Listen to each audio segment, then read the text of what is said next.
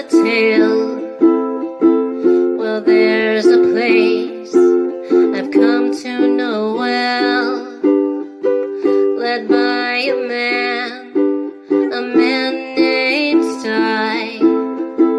He's full of stories, he is quite a guy. Sit around the campfire and hear him tell his tale. Some may be able to relate to him quite well. We're all just people looking for a place to go. Well, Sty has made one, and it is quite a show. Come meet Sty, he's quite the guy. If you're feeling lonely, come and make a friend. If you need a story, on Sty you can depend. His voice is soothing like a lullaby. Sometimes he brings a tear to my eye. Sit around the campfire and hear him tell his tale.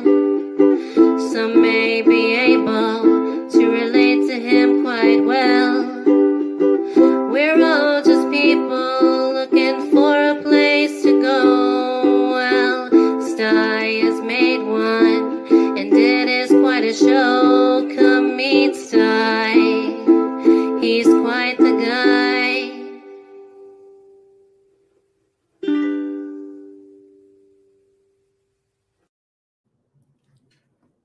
Hello, everybody. Hey, it's great to see y'all. Oh, wow. Yeah, it's Sunday afternoon. Yeah. Hey, we got a great group of people. I see there's quite a few people in the house. As the banner says down below, share this out on your social media, Facebook, Twitter, wherever. I don't care. Share it out. Get your friends to come and hang out with us for a little while this afternoon. I'm going to shout out these folks out here in the chat. Kathy Gahan was the very first one popped in as soon as I posted it up. I always post that I'm going live about 2 hours early, that it's coming up. And Kathy said, "Good day, Sty. I'll be back." And I can always count on Kathy. Then Metal Music, of course, jumped in there. Metal Music. Did you hear the riddle about the cigar shop that was struck by lightning? It went up in smoke. Poof. Yeah, I should think so. Yeah. And then there's Lori Sheba B. Great to see you, girl. Saying hi to Kathy. Kathy saying hi back. Oh, look at here. She says, Sheba B says, I think if I'm not mistaken, he should have had that feeding tube taken out about the end of she's going to say last week, I'm sure. Well, you're absolutely right, Lori. Yes, I've had it removed. We'll talk about that in a minute. There's me, Dibble. Great to see you. Awesome. It's not a stream without me, Dibble, at least popping their head in saying, hey, I'm here. And there's Kayla Ferris. There you are, sweetie. Awesome. Gosh, I love you folks. Oh, and there's Kimberly Ferris right behind her. Wow. I wonder if they're fighting at the door, trying to get in, get a front row seat. Hey, there's Alexander with Old Country Homesteading. I watched your video via Facebook. I saw the post on Facebook on the Sty Shack, and I watched it. And I'm sorry to hear that you're struggling a bit. It's one of those times in life where you struggle, and you're gonna do okay, man. You're gonna do okay. You're just that kind of person, man. You are. And like I said, I left him a comment. He mentions that here. Thanks for the kind words. I didn't consider him that kind. I just said, being on the bottom sometimes isn't the worst thing. Because when you're on the bottom, when life is having its way with you and you're on the bottom, guess what? There's only one direction you can move. Up, up and out of there. Alexander, that's exactly what I think you're going to do, is you're going to just move up and out of there. It'll come. It'll come. Let's see. Okay, that's everybody that's out in the chat. Everybody saying hi back and forth. That's great. That's great. Love it. Like I said, share it out. Get your friends to come hang out. Not just you folks in the chat, but the others that are watching. Here we are on a beautiful Sunday afternoon. Oh my gosh, I don't know what it's like where you're at. It's 75 degrees and the sun is shining. It is beautiful. The perfect temperature, perfect weather. Oh my gosh. And here we are on a Sunday afternoon. And Sty didn't get a doggone thing done all week. I got a few little things done, but nothing that really counts for nothing. So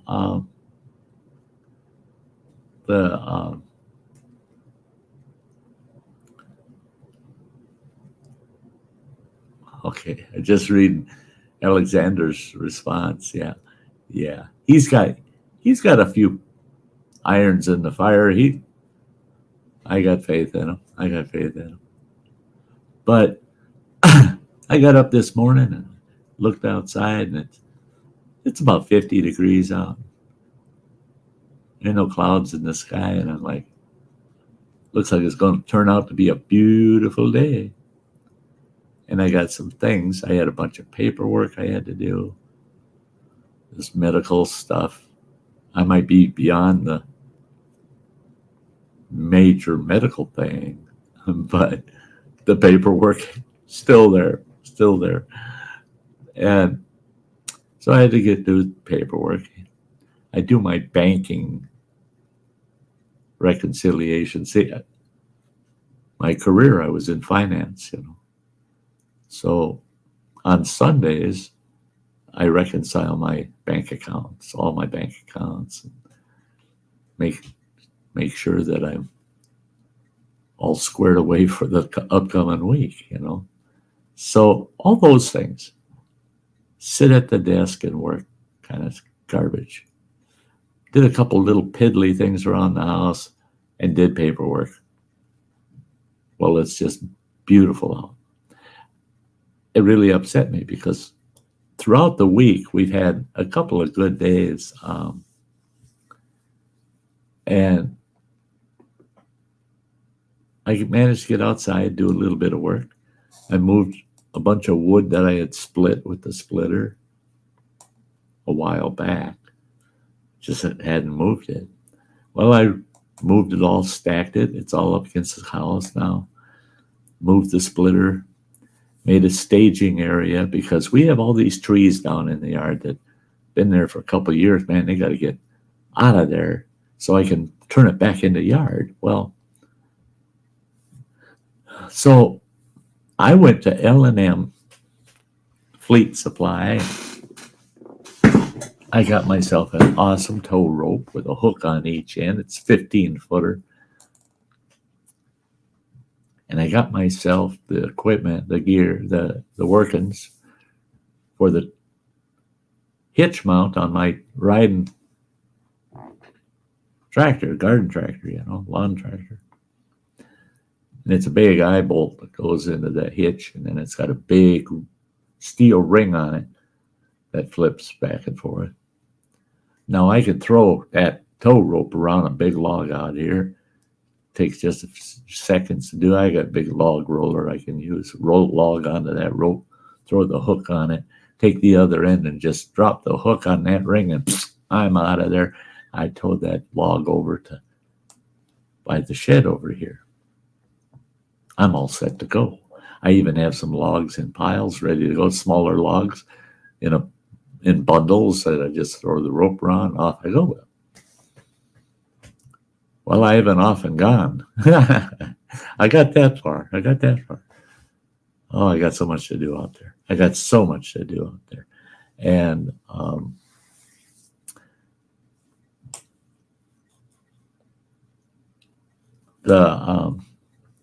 me devil saying the storms are rolling in and it's been raining so hard it sounds like the windows want to break, so the weather is not great.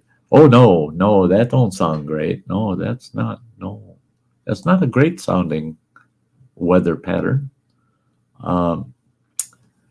But tomorrow it's not going to be as warm as today and partly cloudy. But it's supposed to be 70. Well, that's perfect working weather. Yeah, I was going to say, me devil.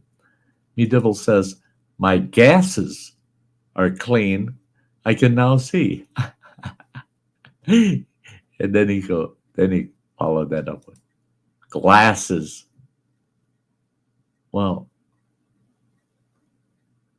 I thought they were clean. You couldn't see that? You typed gases? It's good if your gases are clean because nobody will run out of the room, right? Yeah. But no, old Sty is kind of excited. He wants to get some things done. And like I said, it was kind of a rough week. Now, there ain't nothing rough in this world compared to what I had gone through back in the end of July and through the month of August and half of September. And Shiva B had mentioned that if she was correct that I had my feeding tube removed. Yes, I did a week ago, last Friday, a week ago. So it's been 9 days. And I'm loving it, man. I'm loving it. Hey, look at here. Hey. Home of the football watch-alongs. Well, let's watch along. You betcha. It's great to see you, man. Yeah, me too. Says I don't read before hitting enter. Yeah, me too. Yeah, typos are impatience for me because I type and then I hit enter and then I go, oops. Yeah. Hey, Ingalls family's in the house. It's great to see ya. Great to see ya. But the reason I had a bummer of a week, okay, they removed that feeding tube, and I'm doing really good. I managed to maintain my weight, and I'm eating good. There's no doubt about it. I'm able to eat.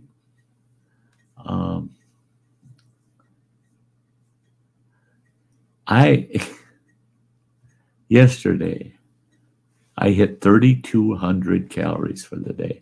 That's a first. That's a first, man. Ever since I had my surgery back in the end of July, I've never been able to get over 2,900 calories. That was the top end for me. And I barely got that in me. Well, yesterday, 3,200 calories. But guess what? Over 1,500 of those calories were because of a trip to Burger King. I got a Whopper with cheese. I got a medium order of onion rings and a couple of zesty sauces and a chocolate shake. 1,500 calories. Lordy, it's a lot of calories in that stuff. I can't believe it. I ate that whole Whopper with cheese, ate all those onion rings, and drank that whole chocolate shake. That's the most food I've been able to get down this gullet of mine since my surgery. It went down well, and it wasn't too uncomfortable. Usually I'm gorging myself all day long trying to get those calories up. So I feel full all the time, and I feel like I got a bellyache because I'm so full of food all the time. I think that little stomach of mine is starting to stretch a little bit. For me to be able to eat a Whopper with cheese and onion rings and a chocolate shake at one sitting, yeah. Shiva B says, I bet that tasted good. And yeah, it did. You know, I'm not much into junk food, but that Whopper with cheese and those onion rings were awesome. I just love it. Chocolate shake was to die for, but I have ice cream every night. I did skip my ice cream last night because I had that chocolate shake. And then Shiva B's asking, why do they have you eating so many calories a day? It's to maintain my body weight and preferably gain some body weight. I crashed at 141 pounds. I went from 220 down to 141, 80 pounds. And for my height, 6 feet, my body build, they'd really like to see me about 185, between 185, preferably not over 200, but 185 to 200 pounds. I can't get over 154 pounds. That's the best. Well, I hit 155. That lasted for about 3 days. Then it dropped off again. But I stayed right between 150 and 154. Boom, boom, boom, boom, boom. That's where I stay, consuming that many calories. So when I'm active, I'm finding that even though I'm burning off calories, I'm not burning off weight. And the doctor explains it as it's because my body's converting a lot of that nutrition. It's not converting it to fat, so it's not getting burnt off like the fat does. It's converting a lot of it into proteins, taking the proteins out of it, converting it into muscle mass again. So I'm feeling stronger, a little more stamina. I can do things a lot easier. So that's a good thing. But that's, yeah. Me too. I thought all those calories were because you were pumping iron. I'll tell you what, lumping wood feels like pumping iron to me. Yeah, this whole Voyage ain't got the steam in them like it used to. Oh my gosh. Oh, I wish I had the energy I used to have. The body strength and stamina. Oh, it'll come back. It's coming back.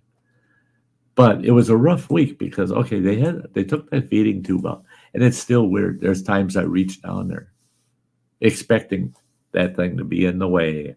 I got to be careful. Don't get it in the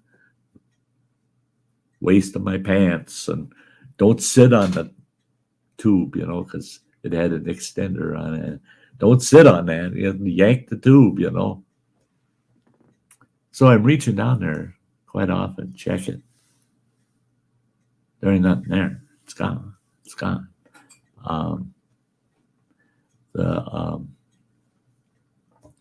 good. It's good that you're in a silly mood, me dibble. That's good for all of us. But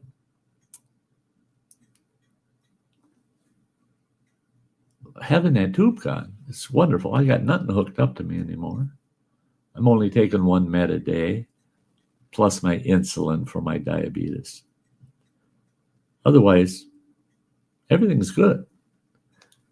But now, the odd thing is I have these totally unusual muscle spasms across my abdomen, where that incision they made from my sternum down below my navel, that whole area, I have these muscle spasms, and oh my gosh, they hurt like heck. I mean, and they did cause some nerve damage when they did that surgery.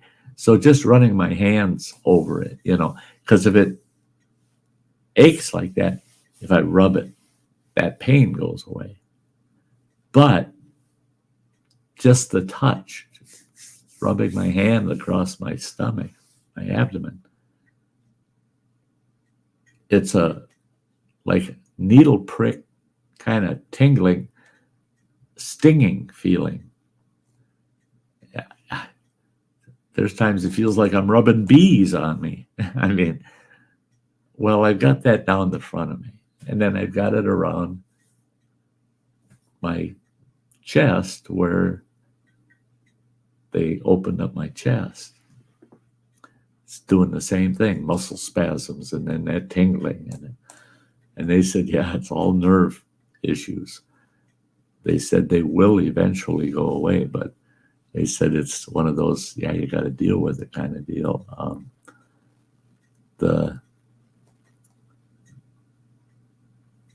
What's this here that she was saying?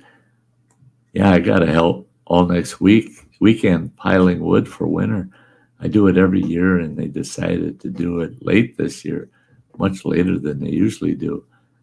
That's the way I'm feeling. Is I'm off to a late start. I didn't have much choice, but I'm off to a late start.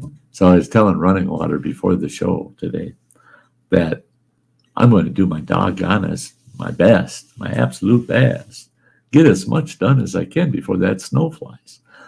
I got to get this yard as done as possible. I got to get that snowblower running like a king, because by Thanksgiving, we're going to want that puppy running like a sweetheart. So,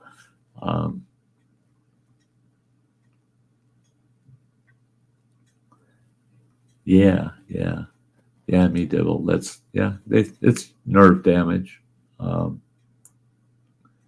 I had a little bit of the same type of sensation when they did the open heart surgery on me, like down my sternum. Had that same sensation, lasted for about a month or so. But this has been ever since the surgery. It's been there, but more pronounced in the last week, during last week. Well, I finally mastered how I can live with it. And I was all excited yesterday.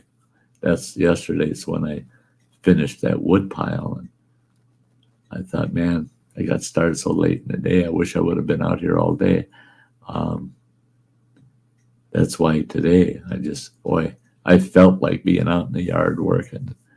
No. Had to do the paperwork, and I got the stream. I got to see you guys, man. So tomorrow's another day. I'll get a lot done tomorrow. Yeah. Tear into it tomorrow. And it ain't going nowhere. Nobody's going to miraculously show up and do it for me. So yeah, I got tomorrow. Hey, there's Justin Anderson 218. Great to see you there. Hey,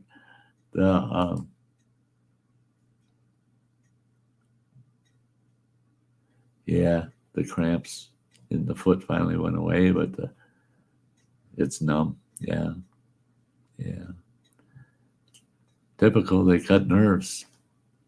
Things are going to happen. Yeah.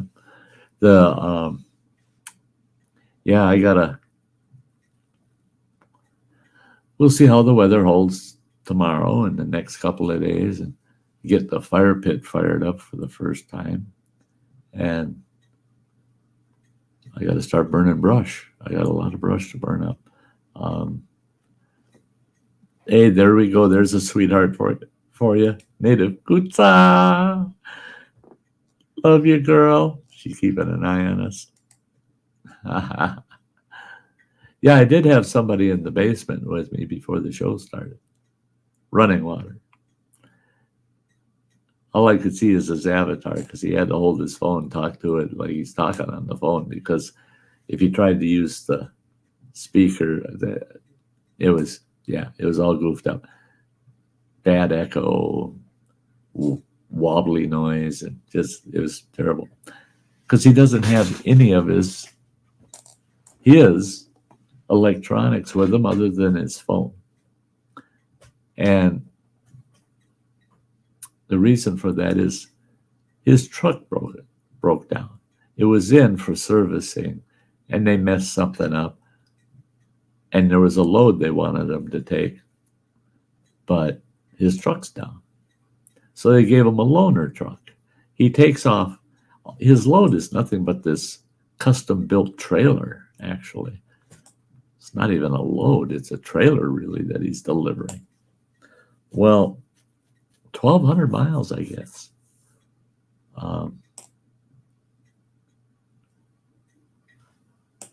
Okay, thanks, Native Kutsa. She's going to pop up here when she gets a chance. Yeah. So they give him a loaner truck, an older truck, a loaner truck. He hooks that trailer up, takes off. 60 miles from where he hooked up the trailer, truck breaks down. He's stuck out on the highway on a Sunday. He dinking around and trying to get somebody to come and give him road service.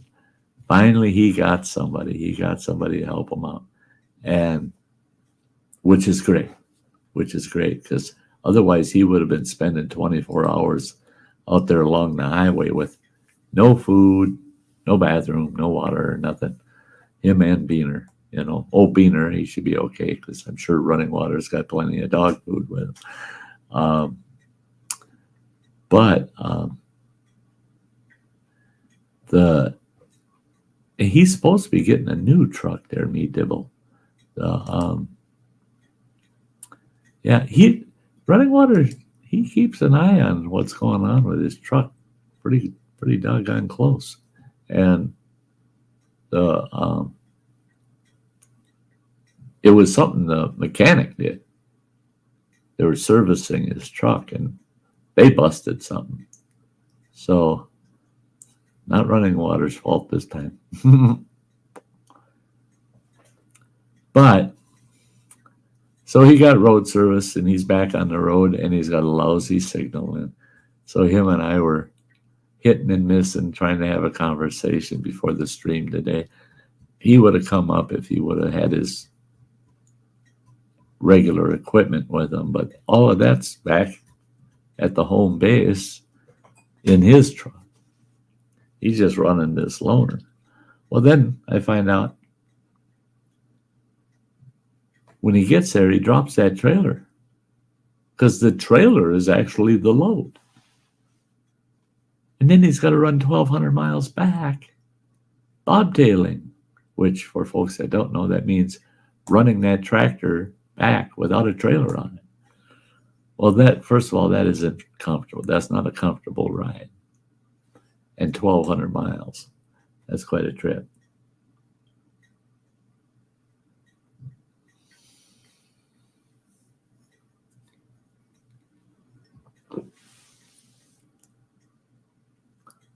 Oh, there you go. Yeah, Shiva B is saying that her job isn't really a big job. She just hooks up her dog to the sled, pile the wood onto the sled, and the dog drags it over to where it's got to be piled. Bravo. Bravo. I loved sled dogs. I still love sled dogs. I love my Huskies, man. And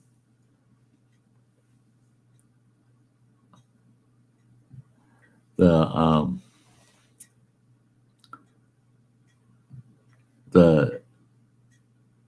uses you can put them to.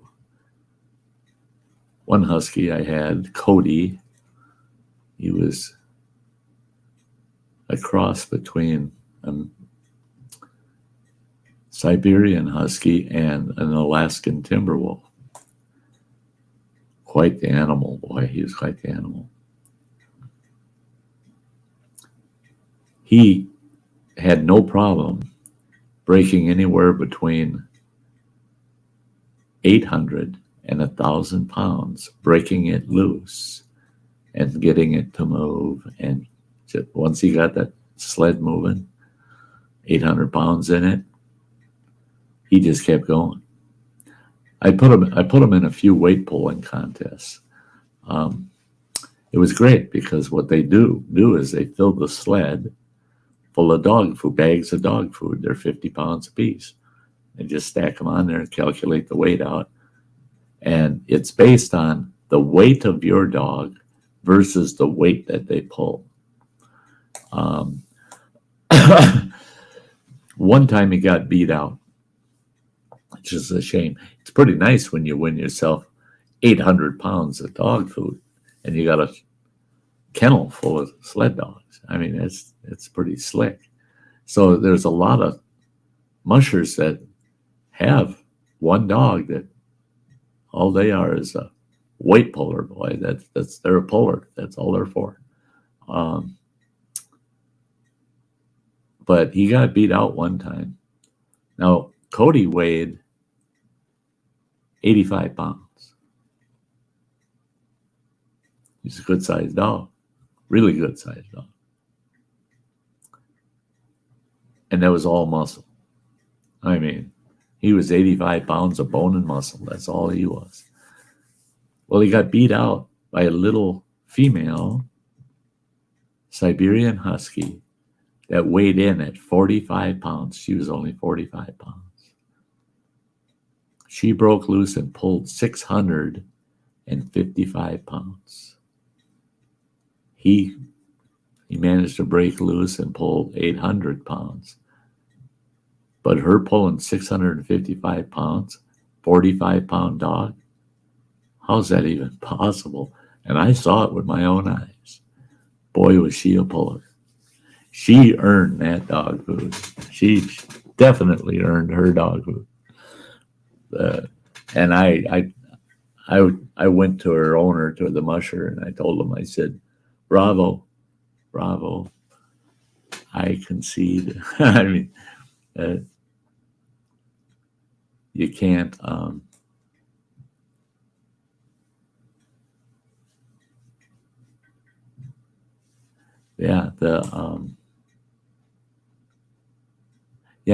no return load, bad planning. Well, see, the thing is it's company truck, and they're just doing this to give Running Water something to do while he's waiting for his truck to get repaired by them. So, yeah. And no load equals burning money. Well, yeah. Well, it's on the customer and it's on that company. It's not on Running Water. So, yeah, it is what it is. And if the customer's got to have their product, sometimes you got to burn some money. Sometimes you got to bite the big one and take the hit, you know. I've done that in the past many a times myself. I had a tree service with another fella, and we had a couple of jobs where when we walked away from the job, we just said, thank God for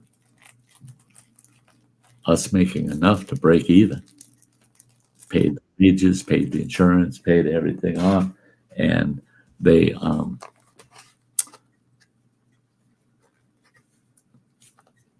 circumstances were such we just couldn't make any money on the deal. But I made the customer super happy, and they were a return customer. It was worth it. Oh, look at here! Oh, look at here! Hi. Hi! Oh, you're looking doing? good. You're looking good today. Oh, thanks. I just woke up. Did you? Yeah. Had a little nap. I always, I've got to think about that time difference, you know. Yeah. A couple That's hours. like, yeah, and that's like with Samantha. She's 3 hours, and so I look at it. It's 2:30 here. Well, okay, that means it's 11:30 where she's at. You know, Yeah. they haven't even had lunch yet. 12:30 here. Yep. Yeah. Well, I came home from work. I had to lay down for a while. Oh yeah. The hours. There's my Friday. I couldn't sleep all day. A million things to do. And I fell on the steps last night and hurt my ribs again. Did you? Yay, that was fun.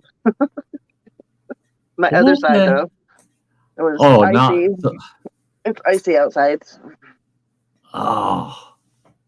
Yeah, first snow yesterday. You got to figure out a way where you don't need to use steps. Well, the last time it was my cords. I had a bunch of cords. Well, they're still out there. I used to have a bunch of cords outside. Tripped over the cords. Yeah. Yeah. That's me. That's me with cords. I mean, it was about a month ago. I'm out here. We got an electric weed eater, and I've got about 150 feet of extension cord stretched out around the house, and I'm weed eating all over the place. And all of a sudden, there I go, crash and burn. I wish I would have had camera going on that one. That would have been funny. But I crashed and burned, and I looked at what the hell. That thing. Yeah. Three times around both my ankles. What the hell? Look down once in a while, you moron. I was gonna look back on my surveillance camera and see how the heck I hurt this side. Then I hurt this. I was in my dress clothes too, my work clothes, just when we were leaving. Oh no! You were just heading to work? Yeah, I was just headed to work. Well, I ain't calling in now. Oh. And then, of course, my son all night. If you want to go home early, I don't want to go home early. He always goes home early all the time. That's his car is in the shop. We share one rig. So oh. I work all week. He usually goes home early a couple times a week. Yeah. We ain't going home early. Right. No, you're riding with me. Work your hours. Yeah, you're riding with me. You're working the hours. You betcha. You betcha. It was so busy. I'm glad I stayed because we had a skeleton crew. But we're down 7 people and have 7 people left. Oh no. We were running wild.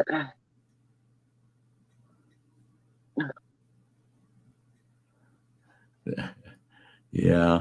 Hey, plain old Chuck. You could pull 245 pounds of bacon, but by the time you get done with your trip, there'd be 0 pounds you're pulling. But you'd be carrying it in your belly. I know you. You betcha. Steps for the shoes. I used to have some of those things that you put on your shoes. Yeah. Oh man, when I lived out in Montana, I was logging out there for quite a spell. I was doing some logging contracts, and I was always wearing those. Not early. It's not early metal music. It's not early for us. Yeah. We usually have it before Halloween. We usually have it. Yeah,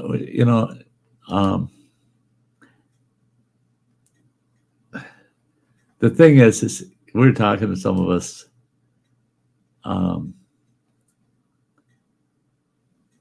about, we had snow last week, and it was amazing how many people here around town, oh my gosh, it's so early and blah, blah, blah. And we're all saying, wait a minute, how long have you lived here? Well, exactly. People are like, it's early. It's not early. It's not. Yeah. We were waiting in snow at this time last year. Yeah. I mean, God, when I was a kid, we lived north of Minneapolis, St. Paul. And back in the 60s, my God, by Christmas, you could fill your driveway full of cars and not see them from the street because the snowbanks are higher than the cars. And the damn mailbox, the mailman, you had a snowbank that was shoveled flat with just the front of this mailbox sticking out of the snowbank because the snow was 4 feet higher than the mailbox. And he could just pull up and open the door in the snowbank to put your mail in. And everybody's going, oh, the weather is terrible. It's too early and it's so much. And no, we've had some really odd years. I mean, It has. I remember Mind a light winter. I wouldn't mind a light winter. Yeah, I think it was in 95. I'm pretty sure it was 95. I was doing a huge modernization project on a Native American reservation, renovating all these houses. And I was really upset because I had hired a huge crew. We had 93 tribal employees working on our construction crew, doing all this work. And I wanted to keep them working, but winter was coming, and they said, well, you're going to have to quit pouring concrete as of November 1st. We're going to shut the concrete plant down because of the freeze-up, And I said, man, I got a ton of concrete that got to go in, and I need it in before Thanksgiving. Well, we poured concrete until the second week of December. It was that warm. And they kept that concrete plant open for us because we had such a huge project. Now, think about that. 2 weeks before Christmas, and there's a cement truck out front of your place pouring all new sidewalks. And people are like, you can't do that this time of year. Well, we did that year. And it was the following year, Halloween, I had to go out and shovel the sidewalk to the house to get that 8 or 10 inches of snow off of it for the trick-or-treaters. I mean, it was... I remember Wisconsin. I remember it well. Yeah. I remember taking Vanessa out in the snow to trick-or-treat. Yeah. It's so funny because I tell everybody, yeah, up here, it's nothing but snowmobile suits, parkas, and a mask. That's Halloween, man. You don't dolly yourself all up if you're going out trick-or-treating. You can do that for a party or something, but you ain't doing that to go out because no shit, you need a snowmobile suit to go out and that crap. I'm So sure. yeah, put a mask on because I'm you sure ain't, running water's probably been up here. yeah. Cabbage Hill in Oregon. Yeah. The truck stop has all kinds of "I survived Cabbage Hill" t-shirts. Does it? Yeah. Yeah, there's a few of those in the country. Yeah. It's like down in Southern California, Grapevine Pass. All these truckers sweating Grapevine. Oh my gosh, that's a nasty freaking hill, man. It's the Quality Pass. And yeah, and I would tell them guys that were running Grapevine, I told them, what are you whining about? There's a lot worse passes up north, man. Yeah, you guys, yeah, Grapevine ain't that big of a deal. Yeah.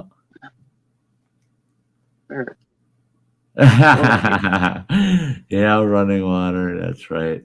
Yeah, Wisconsin costumes equals fat Spider-Man, a fat Ariel, a fat Ghost. Yeah, because your costume's over all of that, all those layers you're wearing to stay warm. I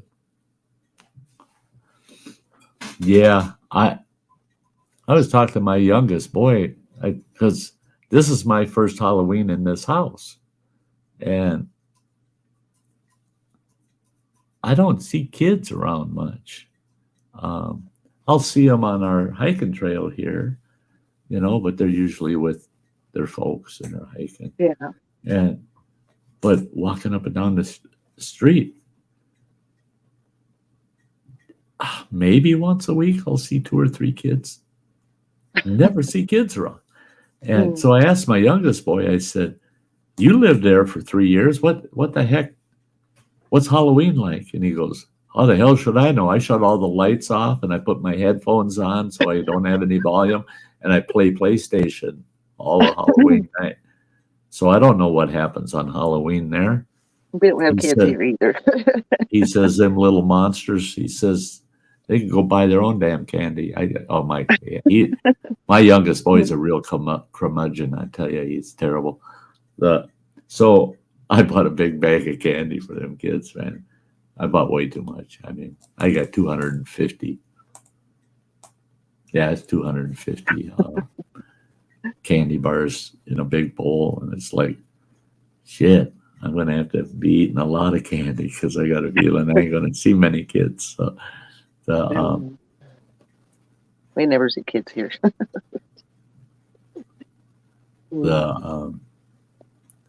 It's cold in here. Hey, Bradley. You remember one day it would be 70 degrees and the next day 25 degrees and snowy. Mother Nature is nuts sometimes. Yeah, no kidding.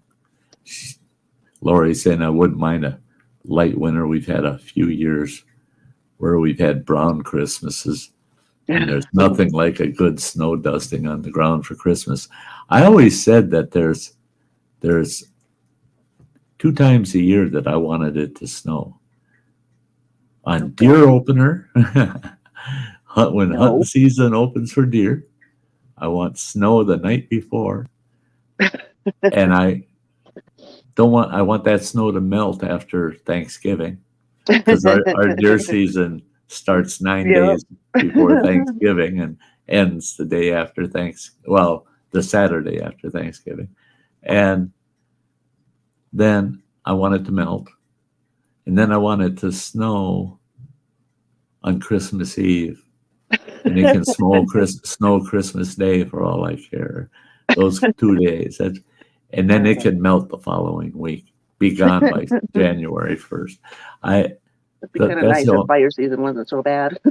Yeah. I wish the heck we could select our seasons, Let's see. I want snow tonight. Yeah, I'll set it. The only reason I don't mind a lot of snow is because of fire season. It's so bad. Mm-hmm. You want to go back in the house? Yeah, and where you're living, you bet fire season's an issue. So dry up here. Yeah. We were lucky this year. Not now. We were lucky this year. I don't think I saw a single high rating for fire hazard this year. It was all moderate or low. So we got just enough moisture this year. I'm gonna go put Bandit in the house. Okie dokie. It's cold out here. Oh, poor Bandit.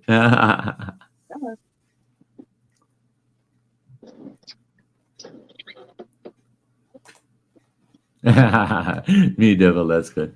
Firm believer there's no such thing as bad weather, just the wrong clothes.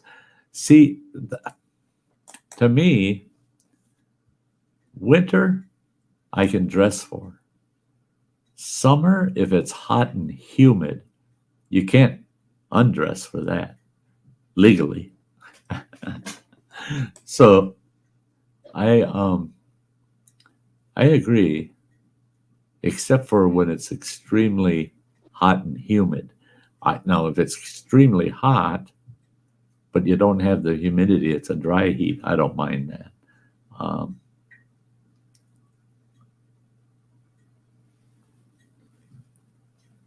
You gotta be kidding me.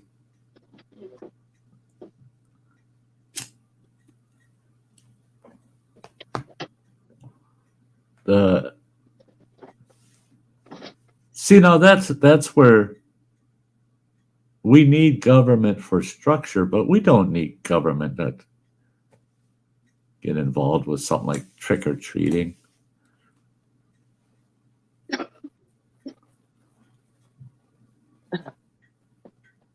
All right, he got upset. He wants to win, but he wants to stay out here too. He just wants to be with me. That's all.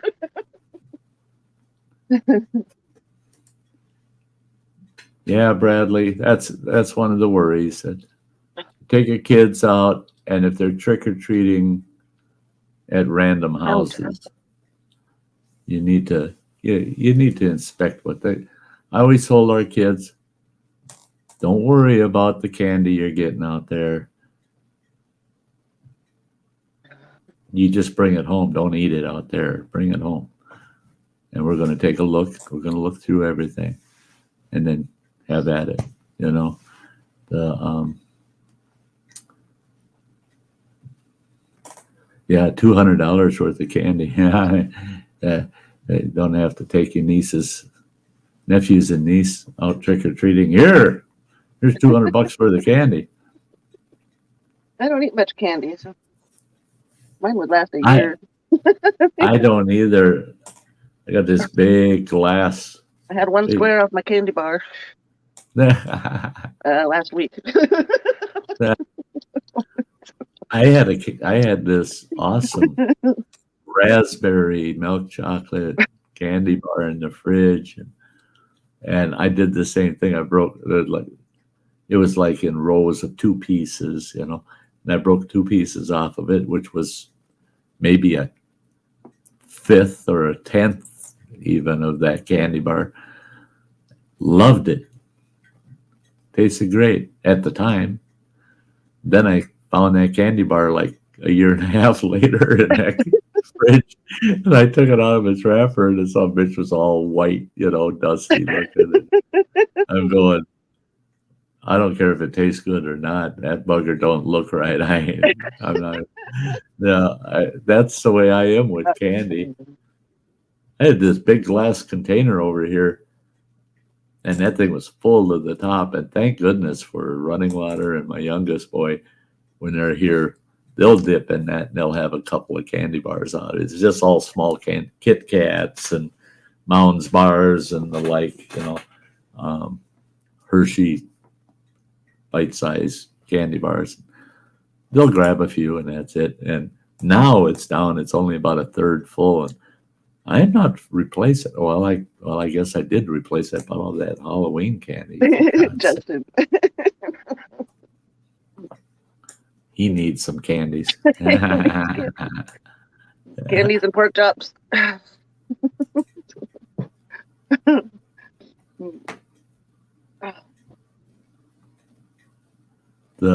would agree that it's an American thing that was imported to a degree. If you really look at the history, All Hallows Eve was celebrated in Europe before it ever came to the U.S. It was the Europeans that migrated to the U.S. that it incorporated it here. If you take a look at history, it goes all the way back to medieval times, by the way, on All Hallows Eve. But it wasn't trick-or-treating. I think the trick-or-treat part, that was the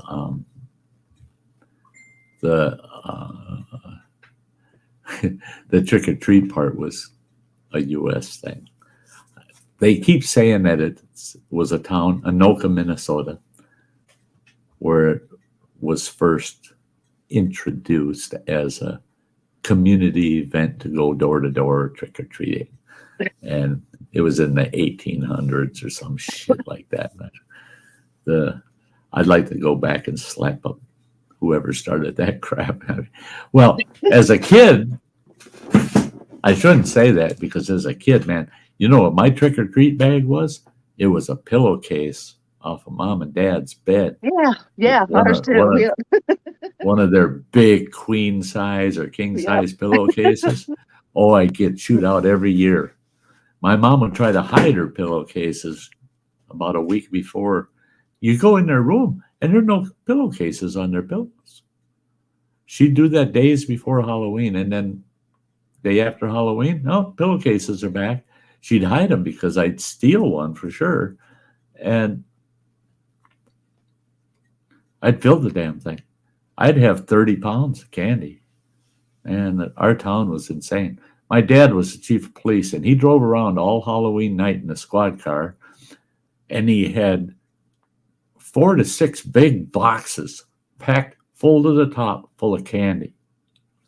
And he put a box in the front seat by him, and he's driving around town. All the trick-or-treaters, he's giving them big handfuls of candy.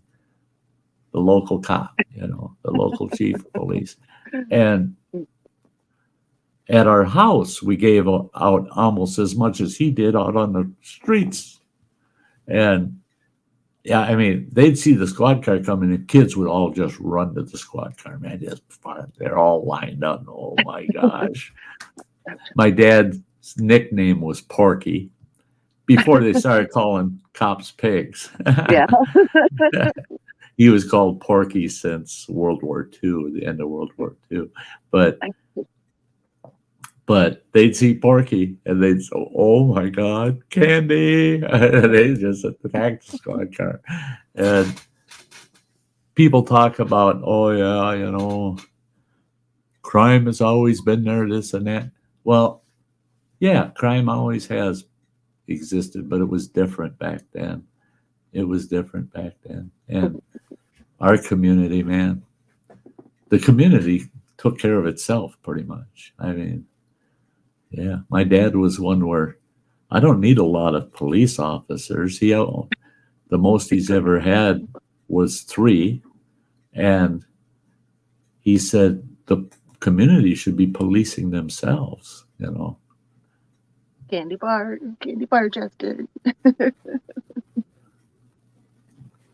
The Oh, I remember inspecting my daughter's candy always, yeah. Yeah. looking for little itty bitty little holes in it and stuff. I remember I would inspect every little piece. Candy car. Yeah. Yeah. The here we're talking candy. Yeah, I just got through watching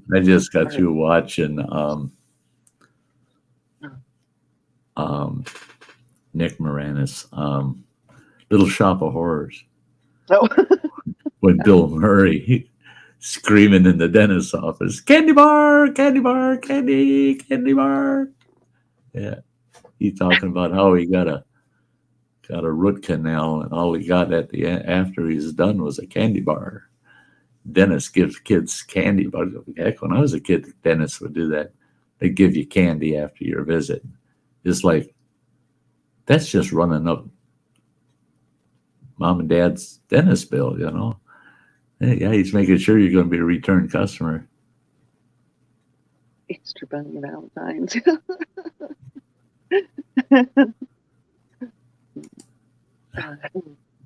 That's true. Oh. Yeah. Damn, it is cold in here. I turned the other heater on too. Brought 2 heaters in. Yeah, my pop was nuts on Christmas too. He had our neighboring community to us, Mound, Minnesota, is where Tonka Toys was. That's where they were founded, and they were there for damn near forever. And then back in the 70s, they packed up and moved to Mexico. I worked for them at the time, and they were nice to all of us employees. You can come to Mexico with us. What the hell? I didn't come to work for you to move to Mexico from Minnesota, for God's sake. But my dad was in real tight with all the Tonka Toy executives, and he would get not hundreds, but thousands of dollars in Tonka Toys every Christmas to give out to needy kids in the community. Yeah, he'd bring them home, and we'd have to wrap them damn things. And then he'd fill his squad car up.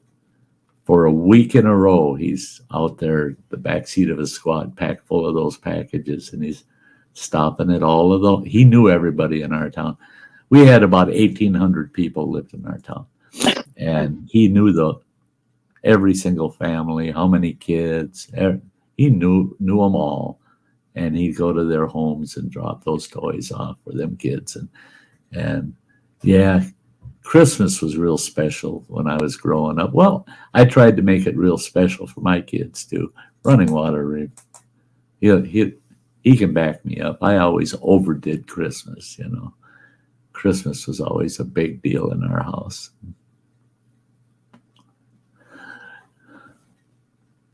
Yeah, that's it, you know. I used to take Vanessa to the nursing homes when we moved here because that's where I worked. Yeah. Oh, my mother. Yeah, she get plenty of candy. Yeah, my mother was really. She got really adamant about it when the nursing home she worked for changed ownerships. The new owners said, "Oh, we don't want those trick-or-treaters coming in here." She said, "The hell you don't." These old people wait all year for that. Oh You ain't yeah, they gonna love that. They loved They it. love it, man.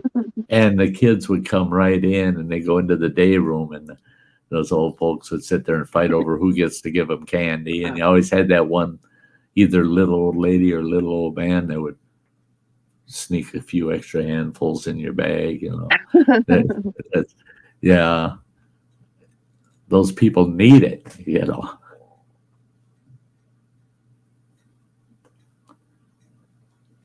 20 turkeys. Yeah, it was just.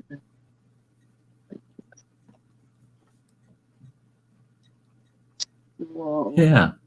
Yeah, we give away turkeys at work. Because I have to stand out there every year and give turkeys to everybody at work. Wow. Stand out there for an hour for the last 28 years. I've given away turkeys at work. I couldn't hardly pick them up last year, though. My son came and helped me. They were like 25-pound turkeys last year. Wow. Yeah. Two of the tribes. I got one in my freezer. There you go. Once we both work there, we get two. I usually give one to the church, and then we cook one. Sure. Two of the tribes that I worked for, every year we gave out turkeys to all the tribal members. Each household got a turkey, and that's a lot of damn turkeys, man. They show up in a semi truck full of turkeys, you know. The one tribe I worked for, however, well, both tribes initially, if you worked for the tribe, you got a turkey. If you were a family living on the reservation, it didn't matter if you were tribal or non-tribal, it didn't matter. Every household got a turkey. They made sure everybody got a turkey. The one tribe I worked for, they had a change on their tribal council. And they got some of the more radical side of the community on the council. They, by council order, passed an ordinance that you could not give anything that was provided through tribal funds to a non-tribal member. If they didn't hold a membership card for that particular tribe, you didn't get anything. Employee or non-employee, didn't matter. So, and I'm not talking about they banned the white guys, non-tribal member. So we had people from LCO that worked for us there. We had people from 3 actual different tribes that were on my staff. They couldn't get a turkey. They couldn't. No. Yeah. Not anymore. And I was so for us, pissed. it's all employees at ours. It's all employees. Right. Everybody. Members. That'd be rude. That'd be rude. Yeah, isn't that kind of rude? I mean, I couldn't do that. Let me see your ID. Yeah. I could. I told them, I said, every year I'm top dog passing out them turkeys to the tribal members. I coordinate all the transportation to have them delivered to the households of those that are immobile, can't get out. I said, this year, oh, the hell with you. I ain't doing that because I'm not checking everybody's ID. I'm not looking at the tribal rolls to make sure that they're a tribal member. No, I'm not doing that. And they said, well, that's the way it's going to be done. They had got somebody else to run it.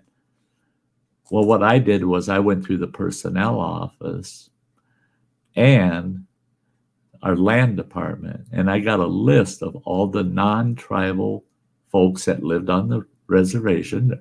A lot of non-tribal weren't that reservation tribal members. They were Native American, but they weren't of that tribe. But they're living there, so they were banned. They didn't get nothing. And then the employees, it didn't matter. If you weren't a card-holding tribal member, you weren't getting a turkey.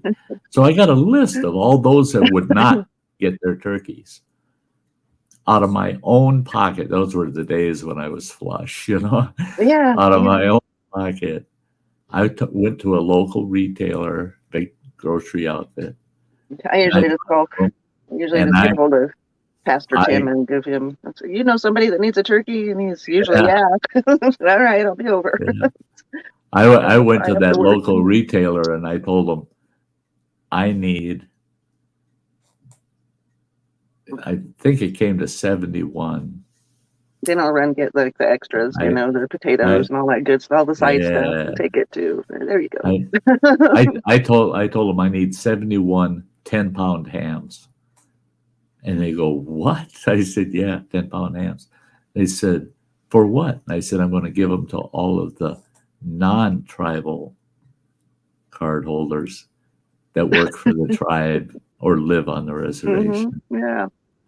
And I got a list of all those people. I sent a notice to every one of them, told them on this Thursday, show up at the administrative parking lot out back.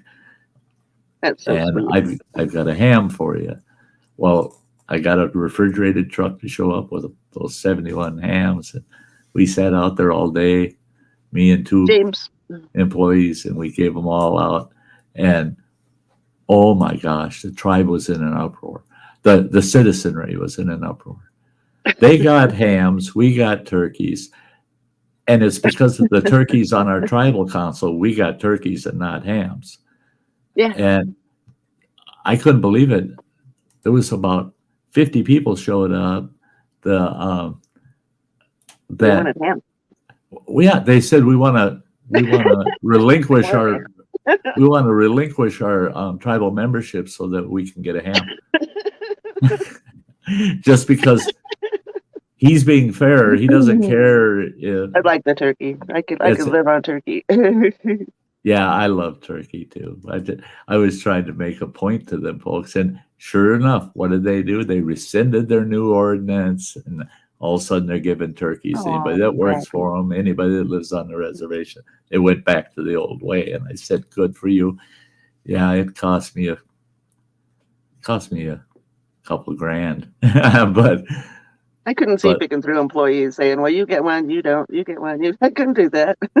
How do you do that? Well, and the worst part of it is I think there's only like one or two tribal members on my crew. The worst part was, and some of those people really felt guilty about it, but they weren't in control. They got what they got, but they lived on the reservation and they worked for us. Yeah. All right. Yeah. So they got two turkeys. They got one as an employee and one because of their household. Yeah. And they're like, okay, we have a household with 4 people that work for the tribe. So we got 5 turkeys. Yeah, that's why we would give ours away. I call it church and give it to them. So right, we eat all that. I say, give it to somebody that needs it. Yeah, I loved it because so many of those folks in that situation, they'd hold a feast. Yeah, Pastor Tim always knew somebody that needed something. Yeah, they'd always wait people till, that need.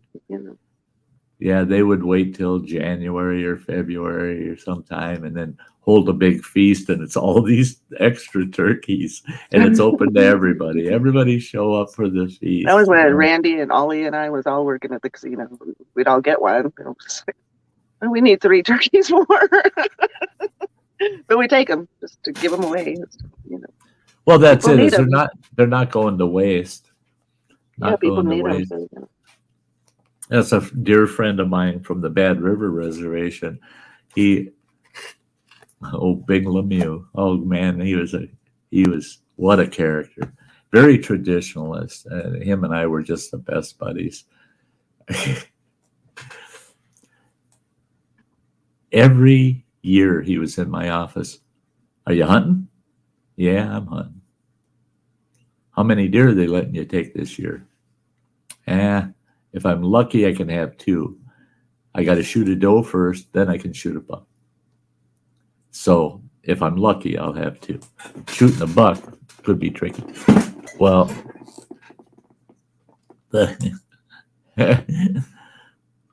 he would say, well, how many people in your family like venison? Oh, the whole family. I mean, oh yeah, if we could, we'd eat venison over beef or pork. We just loved our venison, and sure enough, I'd get 4, 5, 6 deer. Yeah. Well, he couldn't he couldn't shoot them and then just give me the whole carcass. He'd have to process it. Then he can give it away to me. And so it's coming to me all cut up. I mean, it's already cut and wrapped. And I'm going, what do I owe you for that? Nothing.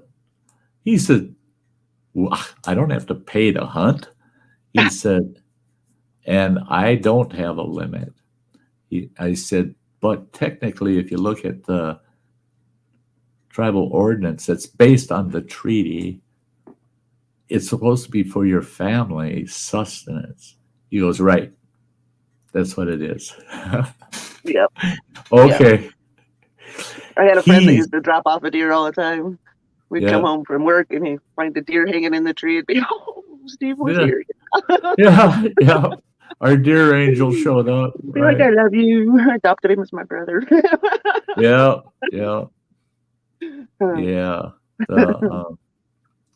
I ran into one of the old tribal members that I used to work with. He was in charge of the tribe's roads department, and when I left that tribe,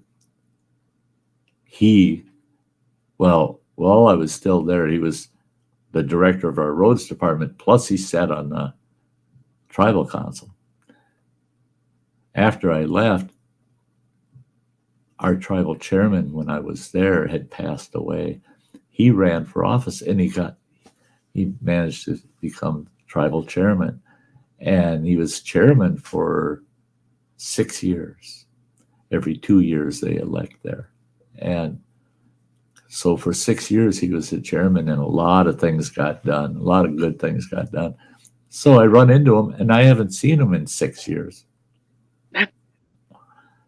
And he was looking pretty good. And he's 66 years old. He tried retiring once, but they drug him back into tribal politics. And he was telling me, he says, how do I get out of tribal politics so I can retire? I said, disconnect your phone and travel. Disconnect your phone and travel. That's the only way you're going to ever do it. Because if you're... I want to retire by next year. Oh, wouldn't that be sweet? Take my 401k and run. I'm going to get a van or a small camper just for Bandit and I, and just go travel. That's right. That's right. That's 28 years is long enough. I got plenty of 401k. Yes. I'm going to be doing some light travel next year. But I don't know. I don't think I can do another winter. I can't do another winter here. I'm going to see how this year goes, this coming year. And if it goes well, I'm going to be road ready. 2024. We'll have to meet somewhere. You betcha. 2024. I'm going to be a snowbird, man. I'm heading south. I think I'll escape the winters. I'm looking forward to this spring when I can tear it into my trailer and get that all remodeled and finished. Something small enough for me and Bandit be fine. I don't need very much. Yeah.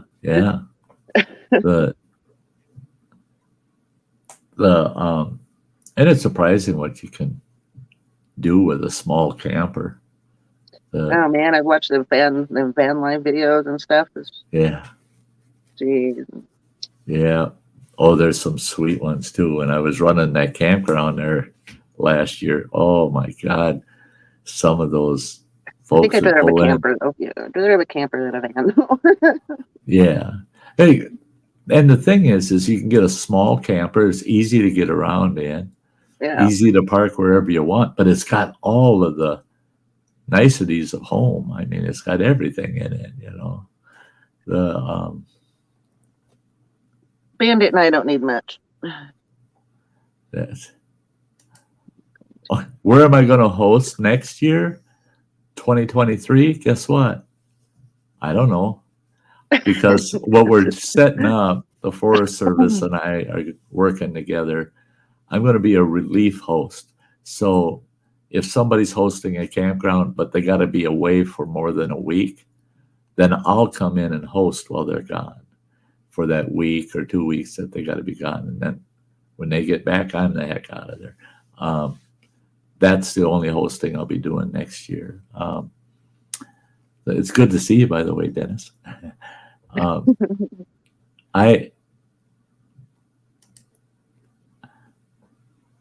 I would love to host another full season, but I'll tell you, I don't know if I ever will do a full season again. It's hard to say. Hard to say. I'll come pick you up, Justin. We'll go. Mexico, remember? Let's go to Mexico. There you go. Gotta go pick up sugar, though. All the way out to Tennessee. That's the nice thing about if you're living on the road. You can go wherever the hell you want. Yeah, that's it. It don't matter where somebody or something is. Go there. The road goes there. Go there. Well, Justin and I was going to go to Mexico. Oh.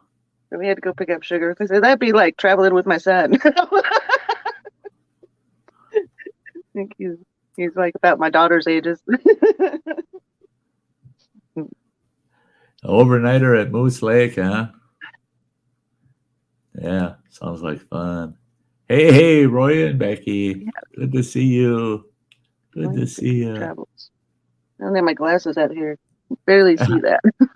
Yeah. They're just saying hotty and waving. That's what I do. Everybody calling and goes, hey. That's a couple that knows what it's all about living out there. Usually when I do the eyeballs for it, because I always did. I usually do the little wave one. Uh-huh. The little person waving. I like the eyeballs. Because the minute I see a pair of eyeballs, 99.9% of the time I know it's you. Yeah. I'm doing pretty good there, Roy and Becky. Yeah. Last week was kind of a rough week. I wasn't able to get a lot done. A lot of pain across the abdomen and stuff. I took the air conditioner out of the damn window a couple days ago. I do remember Maverick for some reason.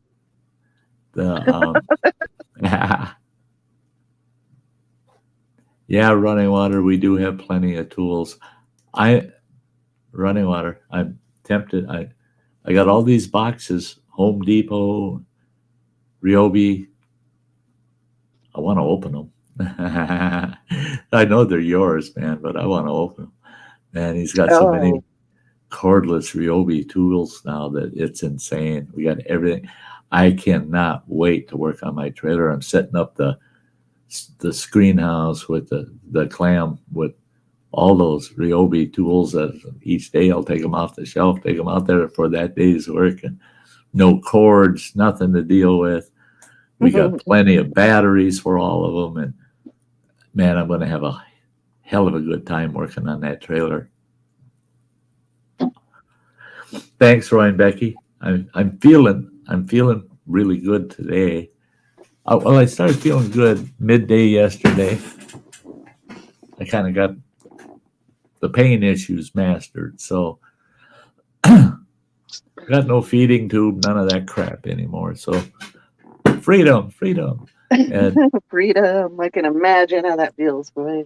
Oh my God, it's big difference. And I found that throughout the week, and that's part of the issue for me to get beyond the pain issues. I got to stay mobile. I got to get up and move. If I'm moving around enough, then it becomes kind of in the background and I can get things done. And throughout the week, I was letting the pain kind of run my show, and I got to quit doing that shit. I get up, work my way through it, and then I'll be fine for the day. Yeah. Gotta do it anyway. Yeah. So after I fell on the steps last night, I was like, God damn it, I had so much planned this weekend. Damn it. That's it. Like it's been put off for a month because I fell last time, It was put off for a month. I couldn't do anything. That's, yeah, what a But then, bummer. well, last week I put out a whole bunch of stuff out on the tables, put big old free signs on there. I filled those tables twice. Really? And then my brother's friend came up a couple days ago, and he wants the white Focus that was totaled, and he wants Olicott's Oldsmobile, and he wants the snowmobile, and he wants to buy Sammy. Wow. I know. Holy cow. Wow. Yeah. Things are happening. We had somebody down at the end of the As soon block as I get this down place here. cleaned up, I am out of here. Yeah. Yeah, we had somebody down at the end of the block here yesterday. I was coming back from Burger King, driving by, and the whole front yard is just packed full of stuff. And sure enough, big sign there, everything free, help yourself. Holy God. And I'm driving by seeing that, and as I'm looking at it, 3 cars are pulling up and stopping and getting out. Yeah, they're going to get rid of everything. Running water, go ahead and open them. Yeah, I will. I got to work in the yard tomorrow and work on the snowblower. But one day this week I'll open those after I get the back room, some things done in that back room, because I want to be able to put all those tools on those shelves and all the batteries, everything out on the shelves. So yeah, I will. When you come home, you'll be able to walk back there and go, oh my God, look at all of these Ryobi tools I've got. Yeah. The only thing you won't find out back there is the weed eater and that pole saw. Oh, I got so much to do this weekend. Got so much to do. I planned to do a lot of it last weekend, and then I ended up on somebody's stream for Sunday night, of course, and then Monday night is my Monday night stream, and I ended up streaming for almost 12 hours. Wow. Did it go that long? Yeah, like 11 hours or something. Well, it was actually over 11 hours. I think YouTube cut it off a little bit or something, because I was playing music too. Oh, because I popped in, for almost an hour, and I was surprised at that point because it was at around the 3-hour mark, but to go over 11 hours. Wow. Yeah, it was almost 11 hours left, but they cut it off. So. Oh, to think I used to do those things. Well, yeah, Justin was there for 2 or 3 of the hours.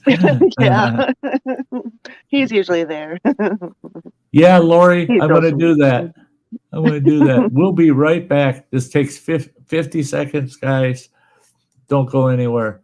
We'll be right back. Check these people out. They're great channels. Check them out.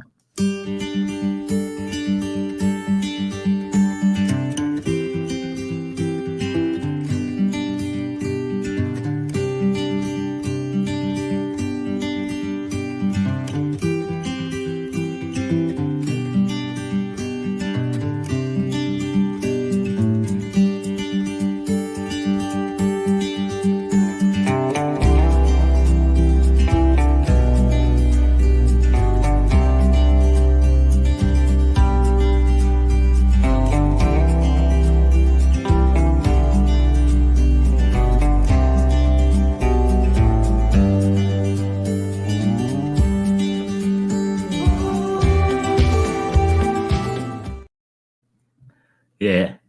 Awesome people. Yeah, they are. They're all awesome folks. Awesome. The best. Oh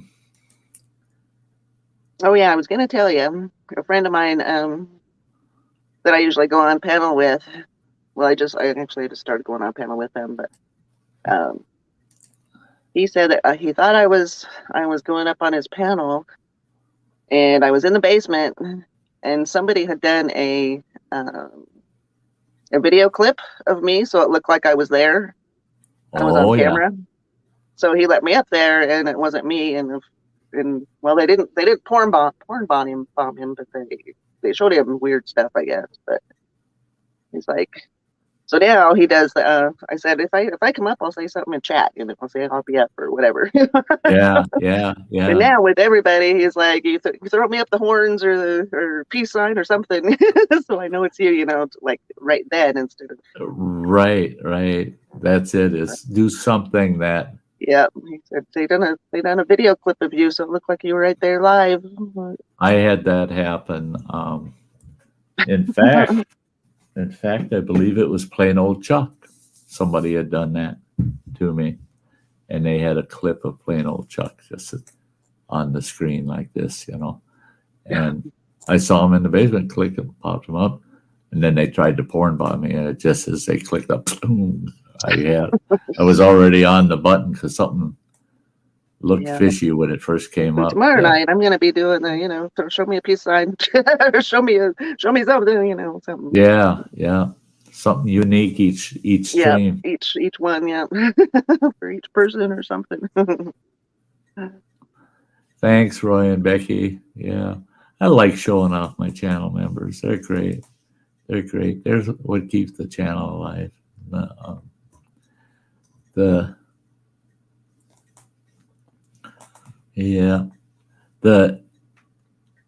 That's the thing is we had a period of time. There were a few of us that were really close, and we followed each other's channels. We were on each other's panels. All of a sudden, those trolls were showing up, and they were porn bombing us and trolling us and being really nasty. And one of them got on my channel and got a little out of hand, and I mean to the point of making threats, and some of the lewd comments were insane. And then they were loading my basement with, just basically they were spamming my stream.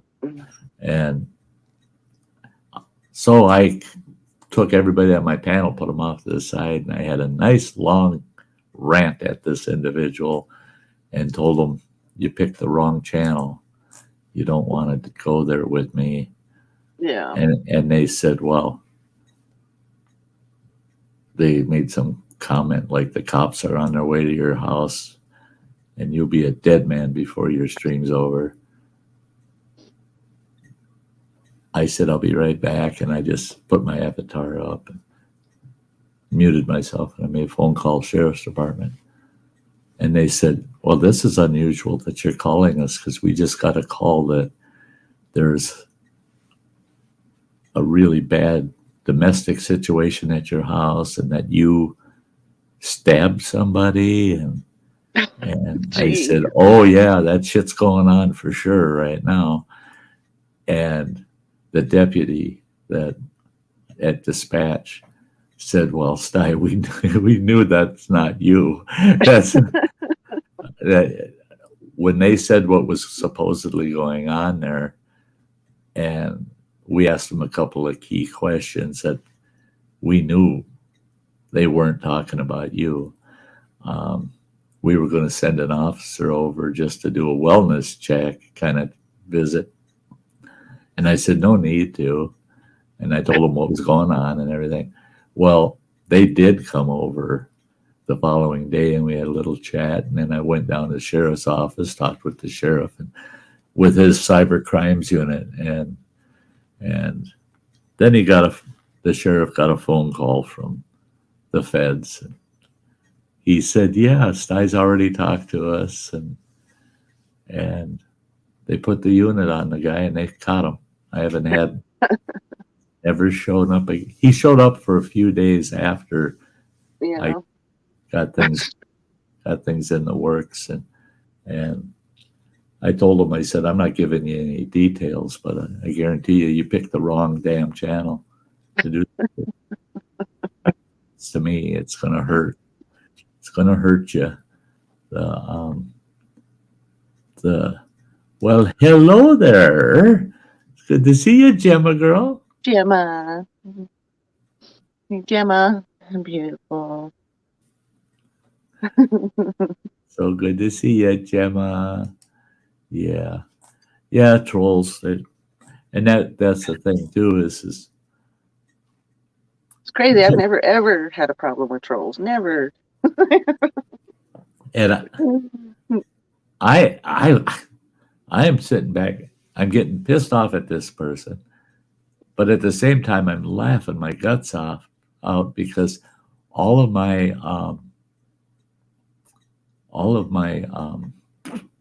moderators went nuts on him. I mean, Yeah. they were using so many different accounts to get these comments up. The moderators that were on them so damn fast, I wasn't even able to finish reading what they'd say, and it's gone. My moderators just boom, boom, boom, and now my moderator. At that time, the moderators were making bets on who would block them first, you know. And yep. Who could whack first? yeah, it was just like, yeah, heyday on the trolls, boy. They show up. And I had one porn bomb thingy come up last week. Like, come on, you guys. That's why I got a house full of moderators. Come on, somebody take care of that. Yeah. It'll make me open my own stream and get rid of it. Yeah. Yeah. And if you got good mods, you know, you got good folks that are I got a modding, lot of good mods, a lot of good friends. you can concentrate on your But yeah, on StreamYards, I couldn't tell if they were still there or not. So because I didn't have my YouTube open, so I couldn't tell. Hey, may contain nuts. It's been a while. It's good to see ya. Yeah.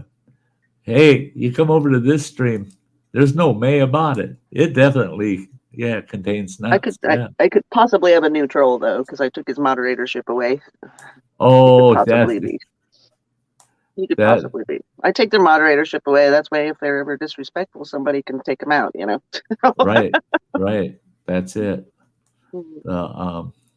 Hey, we love you too there, Gemma. Love you, Gemma.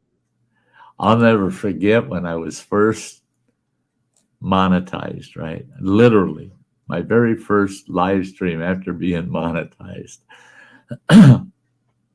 And Cab 7 used to follow my channel a lot, and he shows up. Now, Running Water, I had made a moderator because I didn't have any mods, and I thought I better have some mods before I go monetized, you know.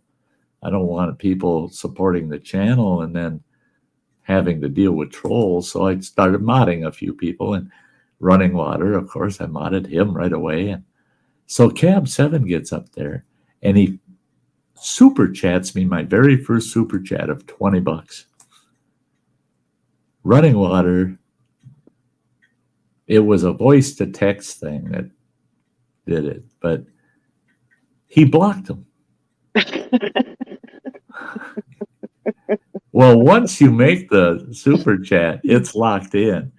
And so Cab 7 paid $20 to be blocked off the chat for a while, you know. And I'm going, no, Running Water, no. Dude, don't time out people when they donate to the channel. Don't do that. So once Cab's time ran out and he was able to come back on, Running Water, in the meantime, he does a super chat for $20. I'm so sorry that happened, and blah, blah, blah. Here's the 20 for that. Screw up. And then Cab jumps back on, and he super chats another $20 and says, it's all right. Don't worry about it. Things happen, blah, blah, blah. And Running Water super chatted again, another $20. Well, that's it. I'm $80 up. And I go, would you two please keep apologizing to each other? Just keep it up. Just keep apologizing. I love it. Yeah. And go ahead and time out anybody that super chats. And yeah. And look at Running Water. He puts up the smiley face with the halo, my butt. Yeah. It was an innocent mistake. It really was. But it sure did turn out. Yeah. Yeah, it may contain nuts as me, devil. I didn't know that you wanted the world to know that, by the way. the Oh, that wind is blowing out there. oh yeah, I've got about a half hour to go yet here. Gemma, let me find you on my list over here. Um, boom, boom. There you are. Yes, Gemma, come on up. Yes. Yeah. Oh, oh, oh, oh. I got so many things going on my machine today. There it is. Sent it to you, girl. Yeah, like I was saying at the beginning, Me too. Sundays are my paperwork day, and I hated it. It's such a beautiful day today. Stuck in here at the desk doing It is paperwork. windy and cold out there today. Ooh, It's like 40 out there. It's cold. The snow took down one of my canopies. oh, did it? Yeah, it's all mangled out there. God, that one I put up last summer out at camp. I was so happy with it. It was right off the front of my trailer. I could come out my trailer into under that canopy, and damn, rainstorm. It rained so fast, so hard that it pushed the top down to the point where it started creating pools, and it filled with Smoked water. jerky. Oh, Justin. Oh, here she is. Justin smoking jerky. Yeah, that sounds Hey, good. Gemma. Hi, Grammy. How are you? How are you? Good. How you doing? I'm good. I just got back from having a supper out at a restaurant with my dad. So, and I saw that Sty was on. I was like, I have to come say hey and hang out for a while. Awesome. That is awesome. Thank you, girl. Thank you. Always. It's so good to see you. I always enjoy coming to see you. I always, as soon as I see that yours on, I was like, oh, Sty's on. So I came and clicked on it and set my laptop up and shut my my going. my oldest daughter, her little one, her youngest, has a very rare genetic disorder. It's called White Sutton's disease. There's just over 90 people worldwide that have this disease. I said, you gotta be kidding me. And she said, no. And she put me onto the organization that she's now part of because her child's got it. And yeah, it's legit. There's only, it's like 92 or 93 known cases worldwide. Wow. What is it? Oh my God, the effects that it has is insane. Neurological disorders, muscle growth disorders, certain, it's like she can't communicate, she can't talk. She can make noises, but she can't talk. She couldn't walk. They said she probably will never walk, she'll be wheelchair bound the rest of her life. And oh no, they got her this custom, it's the neatest looking walker thing I ever seen. I want one, man. It looks almost like a race car. I mean, this thing's sleek. It's awesome. They put her on that thing, and she couldn't do nothing. She just, no. It's got like a harness she sits in. It's like, no, she wasn't doing nothing. One of the kids put her in it backwards, the wrong direction. She took off like a rocket. Her legs just going. She didn't like it because the way it's designed, it's kind of, it's long. It's long. And to use it, you're supposed to be facing the short edge where the wheels are just right down in front of you. Yeah. They put her in backwards where it's long, sticking out the front like the front end of your car. And she took off like a rocket. Now that girl's running all over her. She's in that walker. And they're amazed. The doctors are like, she shouldn't be able to do that. Well, another problem is eating disorders go along with it. And her ability to swallow is almost identical to what I was suffering with esophageal cancer. If she swallows, fluids build up in her esophagus, and she throws that up. She Oh, can't. wow. She can't keep food down. So they put a G tube in her stomach, so she's tube fed now. And she's not even 3 years old. Oh, And they're saying that she'll probably be on that G tube for a very extended time and possibly for the rest of her life. So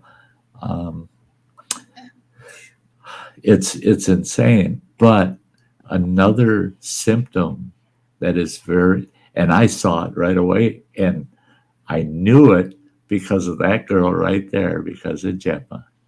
I knew it when I saw it. I said, that girl's autistic. My daughter got a hold of me last week, and she said, yeah, she's now diagnosed as having autism, and that it's an 80% chance with that White Sutton's disease that the child will have autism. That it's one of the most common factors that goes with it. wow. And so my oldest daughter, she's been watching Gemma's channel, and she's one, she don't chat. She don't say nothing to nobody. No, she just, she watches. She wants to soak in all she can get, but she don't want to be actively involved, right? And she keeps mentioning Gemma. I keep watching that girl from England that you put me on to, and I just love her channel. I just like, so you've got a follower, Gemma. That's so cool. kind of a ghost, you know. See how good you do, Gemma. I silent viewers though. Like, a lot of my viewers will tell me that they've watched a video, or they will come to me in private and say, "Oh, watch your video," but they won't leave comments. Like, I know a lot of guys will let me know. They'll text me or email me that, "Oh, we have watched, we just don't comment." I'm like, "Yeah, I figured that out. It's fine. A lot of people don't want to, so I understand that." And my daughter said what she really admires about you, Gemma, is the fact that she's going to have to provide care to this little girl the rest of her life. And she said, now I know, I have kind of a picture of what to expect as she becomes mature and an adult, as she grows up, the things she's going to have to cope with and deal with, along with the physical problems. She's got her autism to deal with also. So, yeah, I told her, I said, well, bravo, I'm glad that you got over to Gemma's and started watching. Yeah, I will be doing a new playlist starting tomorrow, which is going to be for parents of autistic children and autistic young adults and autistic work colleagues who don't know how to deal with them or may be new to the whole autism diagnoses and stuff like that. So I'll be doing weekly videos of how to support people who may be new to it, what to deal with it, how to spot it, stuff like that. So and that's like, oh. That is so important because, you know, it's like Al-Anon for the spouse of an alcoholic. How do you, because they have to, they don't understand because that's not a condition they have. So they need a support. They need that support. They need to know what to expect, how to deal with things. Where's it going to go? And we have to keep in mind today, that. I have a perfect example. I went to the restaurant early with my dad, and it was a new restaurant, hadn't been there before. My dad had only been there with his friends. He's like, okay, Jim, I know you're probably going to freak. I know you're not going to probably deal well, but we'll see what happens. I was like, oh no, here we go. Got in there, and my dad's like, right, I'm going to set a challenge for you. And I'm like, oh boy, new restaurant. That's really one trigger of mine I don't do. Two, he's like, right, I'm going to let you order dinner for both of us. I went, what? I'm like, so not only am I in a strange place that I don't know if I'm going to like the food, and you're making me order dinner. 3, then you're making me go up to the till to order it. So that's another trigger. I'm like, you're now overloading me, potentially going, oh my God, I've got to do all this. And the woman looks at me at the bar and she goes, you don't like this, do you? I'm like, no, I don't like being here. It smells funny. I don't deal well with loud noises. And she goes, what's wrong? And I was like, I looked at her, I just panicked. I was like, don't like ordering food I don't know, don't talk to strangers. And she was like, are you autistic? And she looked at me, and I was like, how the hell? And she was actually like, I know, I just dealt with another girl before you. And I'm like, oh, okay. But she makes it so much more easier. She's like, it's okay. You're going to sit down. I'll bring the menu to you. I'll sit down with you, and you can tell me what you want. I'm like, phew. So I went back to the table. I was like, I don't have to order anything now because she's going to come over and do it with me. So the waitress comes over and she scheduled it all down and broke down all the menu for me. So I had the main menu, the dessert menu, the drink menu separate. And she's like, what do you want? I'm like, I want that, I want that, I want that. And she's like, see? I was like, why don't people do that? Right. So much more easier. That's awesome, though. Yeah. Yeah. I wish more restaurants would do that because, again, it's just a simple adaptation. It doesn't have to be a big drama about it. If you did something simple like that, a lot more autistic people would go out because they would feel more comfortable. Whereas now they don't because they think, oh, they're going to get yelled at or judged. So they don't. Right. They'll isolate themselves just So just because they're like anticipating a negative outcome, where if people were more understanding and did understand those conditions, then they'd feel freer to expose themselves because people would understand, and that goes a long ways. Goes a long ways.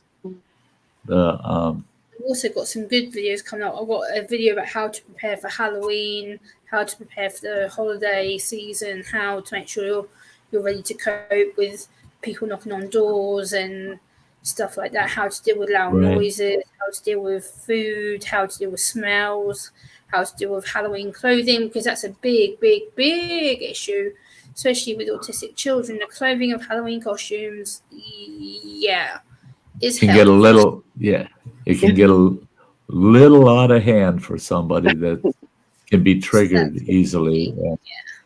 So that's going to be another video that I'll be doing as well. So there'll be a lot more new videos coming out. I'm going to do the playlist for the adult parents of autistic children. Adults will be starting tomorrow. I've actually got the first script written up behind me, which I'll be filming tomorrow to put that up.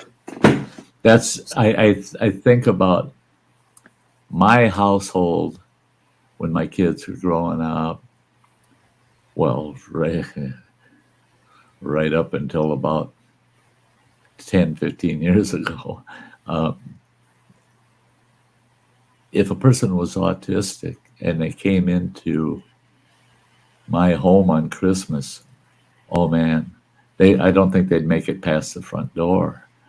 All of the lights and automated things that would set off, and there was way too much. I mean, it would be like being in a crowded bus station or something, it would just be too many things happening all at once, all the lights flashing, the Christmas trees. But there is ways you can reduce that. Like for me, I'm not as triggered by bright lights and things now, whereas I've learned to either use my ear defenders or my headphones, which are on my floor, or I'll have my hood up.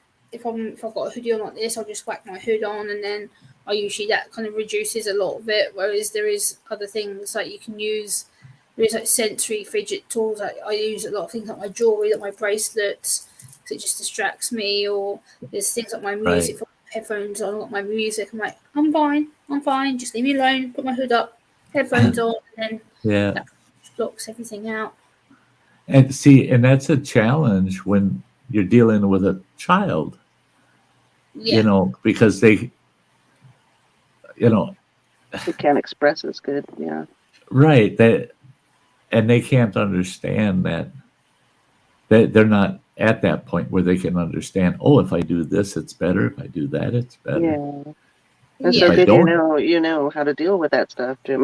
Right. Awesome. See, and that's it. It's taken years. Like for me, it's taken I've been diagnosed 9 years in January. So I've kind of had no choice but to get on and deal with it, because I had to go from living with my parents to then all of a sudden being kicked out of my mum's house to be living with my dad. And then my dad had financial trouble, had to be moved out of his into a complete different stranger's house, which is one of my dad's friends, moved in with them.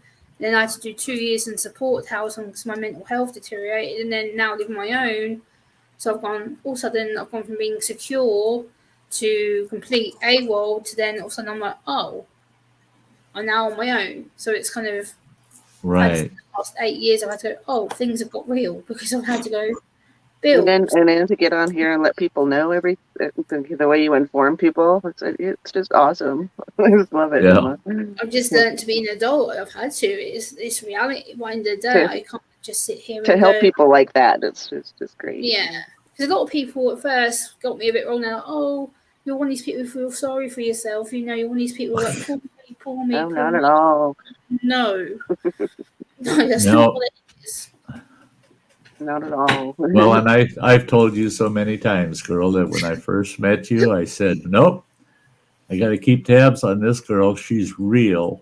Hell She's- yeah, I have no filter. She is Gemma, and Yep. she's unique. She's a person just like each and every one of us, and just because our lives are different doesn't make us odd. And No. I just it's frustrating for me when people treat someone that has a different way of seeing life. Someone that's autistic, they don't see life the way I do. Yeah. I don't see life through their eyes either. But we're both people. Yeah. So why shouldn't I give them all the benefit of the doubt when It's just that's all I would communication is all it expect? is. It's a case of I've learned to see life from not just my perspective, but at the same time, I'm like, I have to learn to appreciate, I guess, what we use in the Aspie world, the autistic world, I guess, is word neurotypical. And people jump down my throat every time I mention that word. They're like, you shouldn't say that. You can't use that word. I'm like, well, I can, because that word means someone who is non-disabled or non-physically disabled because they don't identify with a disability, or if they do, they're not declaring it as an interest. And people go, well, you don't know, you shouldn't say it. I'm like, well, that's the word I was given by my psychologist to use, so that's why I use it. Yeah. And people will go, well, you don't know what they go through. I'm like, well, that's what I was taught. So. Well, the thing is like I said, we can't put ourselves in somebody else's shoes. People say that all the time is, well, you should put yourself in my shoes. Well, there's been a lot of times I wish I could so I could understand better. But yeah. I can't put myself in your shoes. I can just be understanding, try to be understanding. I can't. Yeah, you can only try to imagine what it's like. Right. You can only imagine. Yeah, we try to understand each other. I try my best to understand the neurotypical way of thinking, and I think the last few years I've learned successfully how to read people's body language better. I've learned to do more of the expected normal coping stuff, but there's some days where I do fail at it. I'm like, you know what? I've done so much today. I've had to do such eye contact, or I've had to do so many chores, or I've had to do so much. And my brain just goes, nope, I've had enough. Had enough, yeah. Done. So it's funny. But I learned to try and do the neurotypical way of acting. I think back, Jim, about a year ago or so, but a few times also where you had some issues with some people in the chat and stuff, and you just went off. I mean, you just went off. You ranted. You said, "I've had enough of this." Blah blah blah. And I'm sitting. I'm sitting back going, "Thank God I'm not on the panel," because I'm smiling and I'm laughing and I'm going, "Your people are getting your asses chewed off by a girl that is finally tired of. She's reached her wits' end on dealing with people that just aren't listening. They're just not. It's either they're not listening or they don't care. They don't And care, or they're slightly yeah, ignorant. Yes, it's like yesterday I did a video calling out some politicians in my area because I'm sick of their absolute garbage. And I did what I had to do. And people are like, whoa, what the hell, Gemma? And I'm like, well, enough's enough. I'm sick of keeping my mouth that's shut. it. And I had enough. I was just, hey, The Sheba, how you doing? Laurie, good to see you. yeah, and I've seen it. Not, I'm old now, but I I saw it before I became old, where people would say to seniors, to older people, "Oh, you're just old and foolish. You don't know what you're talking about." Oh, How that the hell you are you telling me that in 65 years I don't know nothing? And when people are condescending that way and say, "Well, you're old, you don't understand what's going on." Whoa, whoa, whoa, whoa, whoa! Wait a minute. You're going to be me someday. I can't wait to see how you feel when you have somebody condescending to you like that, to dare bring into question what you do or don't know. I know what I know for over the last 65 years, what I've seen, what I've experienced, what I've learned, what I haven't learned. The last thing I need is somebody to tell me, "Oh, you're not needed in the conversation because you're old." What? Say what? I mean, that's ridiculous and insulting. and they treat you like, okay, with age, you no longer are qualified to have any input because you don't know what it's like to live today at our age. I don't give a shit what day of the millennium it is.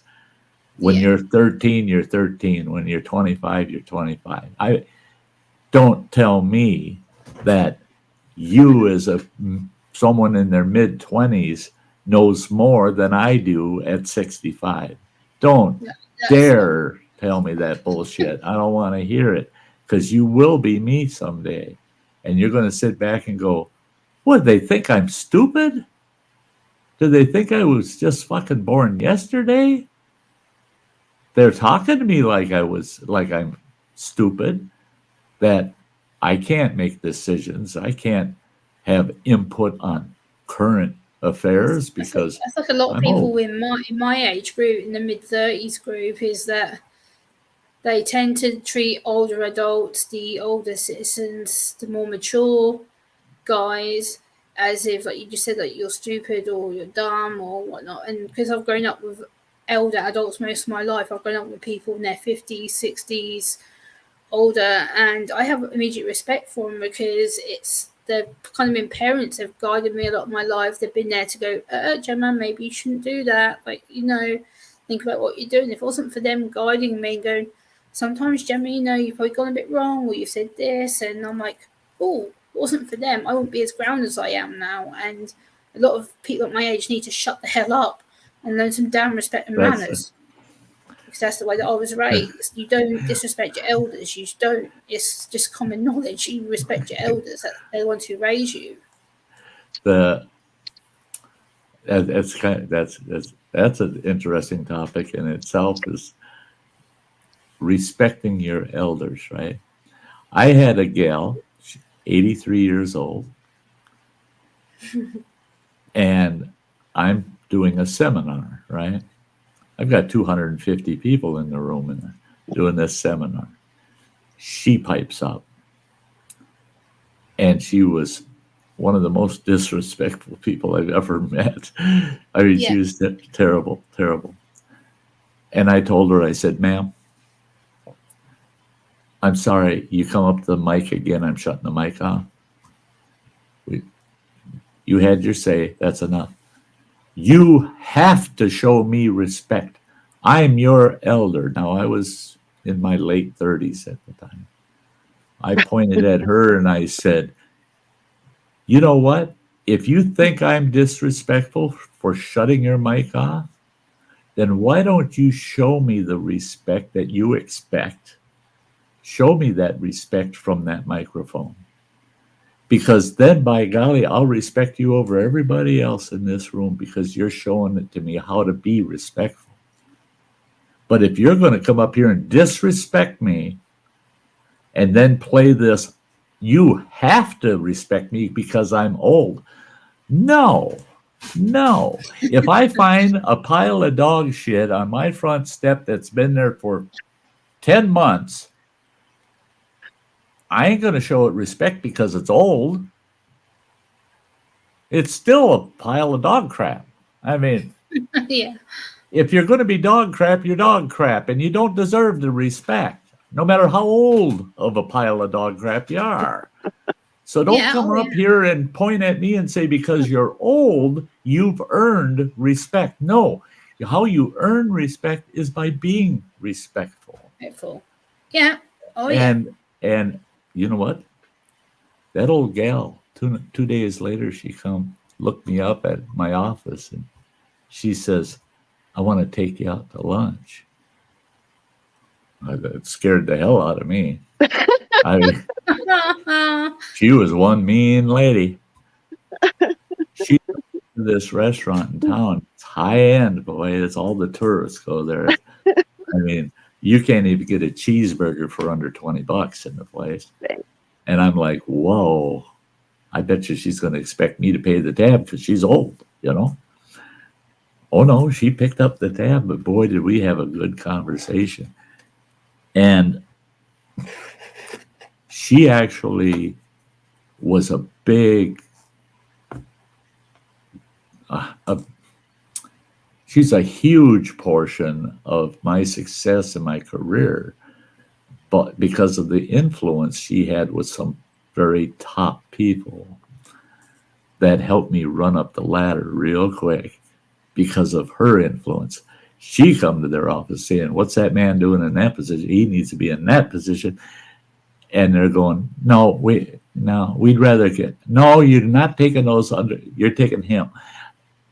And they moved me up the ladder. And then I find out that old Toddy, that was her nickname, Toddy. They found out old Toddy had a discussion with them and insisted that they move me up the ladder. The woman that was ripping me a new one in a big seminar was actually a big part to my success in my career, and never showed me disrespect another day of her life. I mean, she was amazing. And she told me, she said, it really sucks. It took me over 80 years to realize I got a lot of work to do to earn the respect I've been demanding. Whoa. Okay. I didn't mean to put you on a spot or anything. I just wanted myself out of that spot, you know. I guess that wasn't really respectful either. I was trying to push her off to the side because she's so disrespectful. Yeah, making says about respect is not given. Yeah, it is, because like for me, I've always been raised by older adults. Like my gran was a really big influence. Like she always used to say, you talk to people how you wish to be talked and treated back. You talk respect, you talk mature, then you'll get treated with respect and treated like you're mature. And that stuck with me because I've always been raised with older people. I'm like, if I disrespect them and then I expect help and respect from them, no, why should they? If I treat them, should they treat me like garbage? Right, because they're people too, and what do? If you start disrespecting an elder person, they just shut up. Yeah. And guess what? Access to their knowledge and their wisdom is gone. You just ruin that by disrespecting them. Yeah, you end the communication. That's. You know what's funny at work is, I've been there for 28 years. Well, I've been a manager on duty for most of that time, maybe 25 years, 24 years. Well, I used to have to go up to problems. Problem people. Used to have to go to problem people, and usually, the women would look you up and down, like, can I take her, or the guys would just want to come on to you or something. But now it's like when I walk up there, it's like, oh shit, here comes my mama. Yeah. I'm gonna be respectful now. Yeah. All of a sudden it's changed. Yeah, it's like, oh, then they're suddenly respectful and nice, and it just changes just like that, man. Great. When I was managing the Dollar Tree, I had this young guy. I found out later he's 24 years old. He's in there with his girlfriend and 2 other friends, and they were trashing my store. I mean, knocking stuff off the shelves, and he's running around with his girlfriend on his shoulders, and she's knocking stuff off shelves. I come flying out of my office, and the store is busy. Everybody's heading for the checkouts. They want to get what they got, get the hell out of there because of what was going on. I come running out of my office, and I told him, that's it. Get off his shoulders. Pick up the crap you knocked off my shelves and behave yourselves, or I'll throw your ass right out of here. And then I headed for the cash registers. I had 2 cashiers, and I jumped on the 3rd register, and I'm helping people get checked out. They start heading out the door. They didn't pick anything up, of course. They're heading out the front door, and that young guy turns on me, and he goes, hey, you, the old guy with the beard. I looked, and I told the customer, I said, this will only take a second. He goes, you can wipe your smile off your face, or I'll come over there and I'll slap that beard right into next week. And I just went. He stood his ground at the door. And I'm going, well, come on. I want to see if you can slap my beard off my face. Come on, buddy. Come on. He goes, I'll kill you. And I go, you'll be near dead by the time you get me dead. So come on. I said, I've lived most of my life. I'm ready to go any day. Come on. I said, bring it on. I'm going to teach you a real lesson if you want to bring it on. You just bring it on, buddy. He walked out of the damn store. He come back the following day, only into the front of the store, and he saw me, and he's going, come here. And I walked over, and I go, so you're back. You got your crew with you to trash my store again? He goes, no, I want to ask permission to shop in here. I said, you do? And he goes, yeah. I said, how about you give me an hour of store cleanup time and I'll let you come in the store like nothing ever happened. He goes, no shit. I said, yeah, you're going to earn that back. I said, treat me like that in front of other people? And he said, I couldn't believe you were egging me on. I said, yeah, I wanted you to bring it on. I said, I didn't want to get hurt, but I said, I was willing to get hurt to teach you a damn lesson. I said, you can't treat other people the way you were treating me and the rest of those customers. I said, and then come back here and ask for me to just let you come on in. I said, no, you're going to have to earn it back. And he says, what can I do? And I said, come on, I'll give you that. I took him back in my warehouse and I said, see all those loose boxes stacked all over there? They all need to be stacked nicely on those 4 pallets. You move all them boxes over there on them 4 pallets, you can come in my store anytime you want.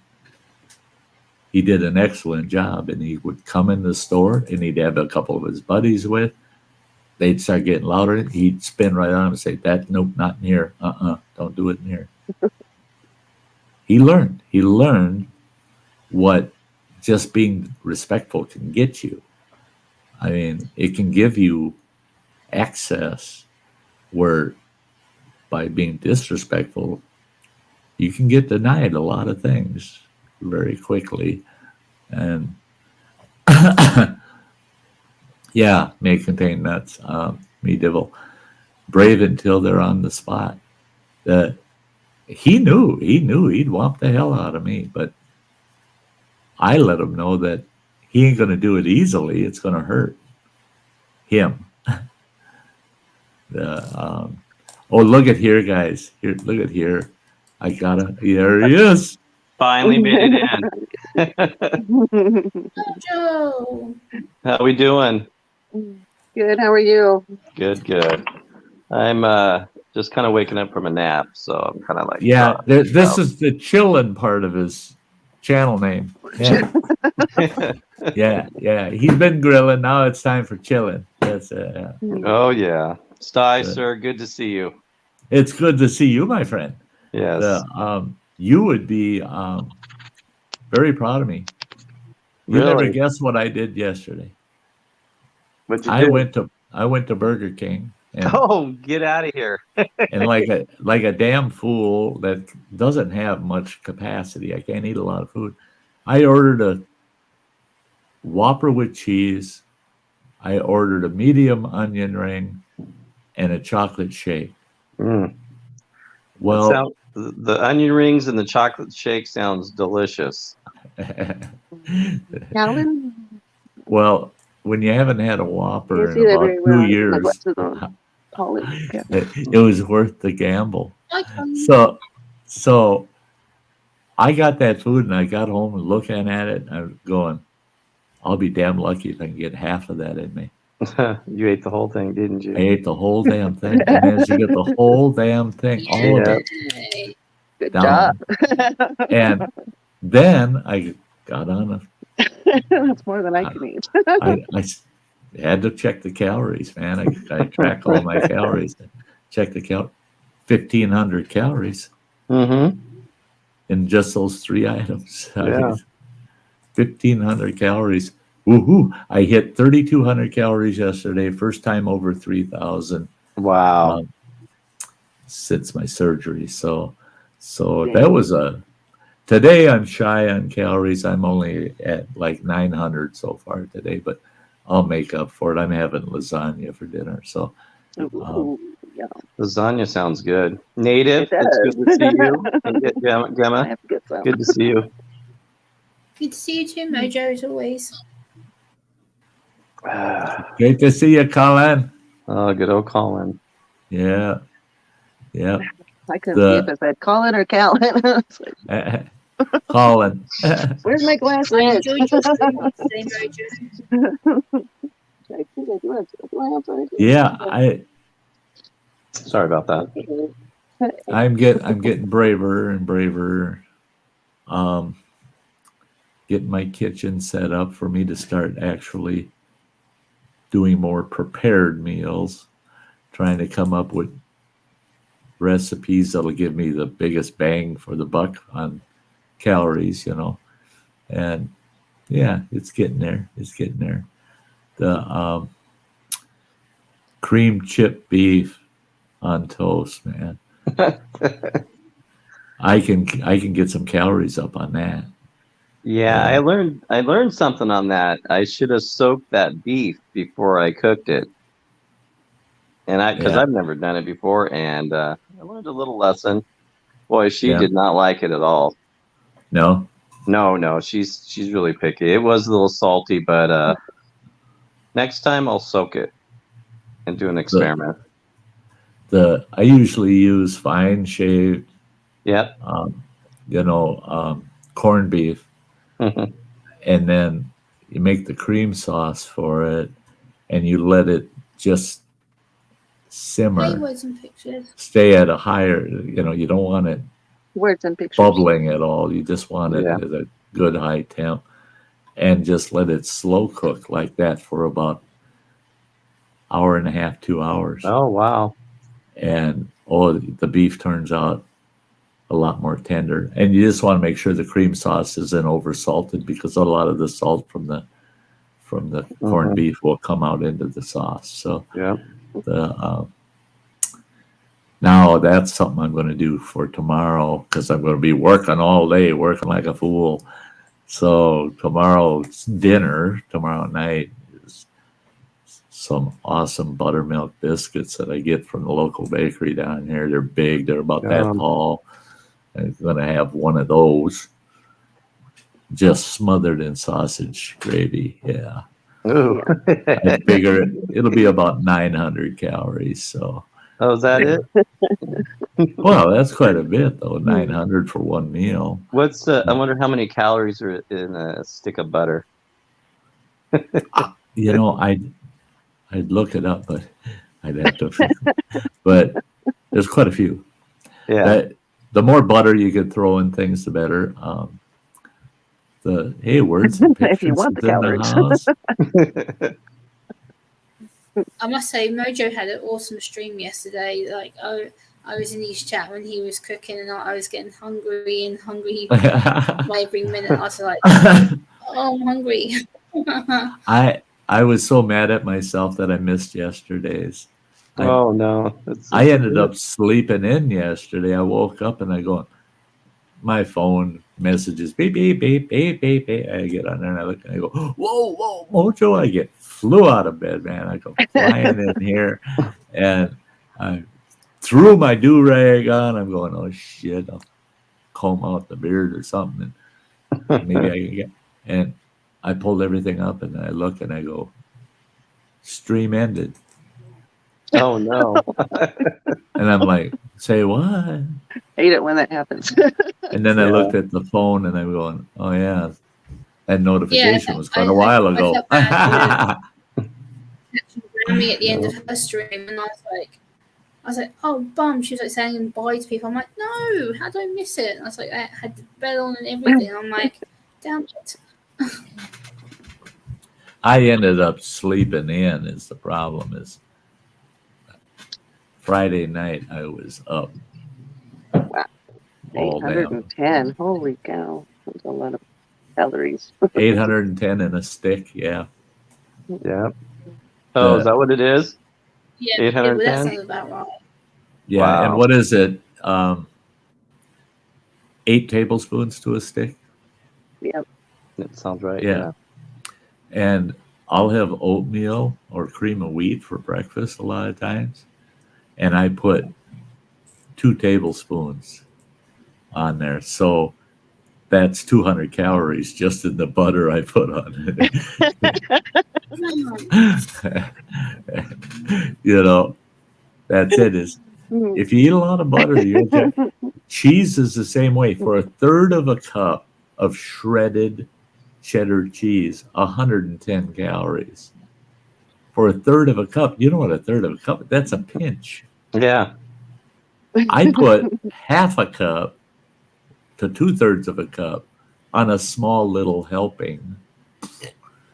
So I'm getting 220, 250 calories just on the cheese I add to whatever I'm eating. That's like that lasagna tonight. 410 calories, but by the time I'm done cheesing it up, it's 650 calories or more. Just because I'm cheesing it up, you know. Uh-huh. It's same with ice cream.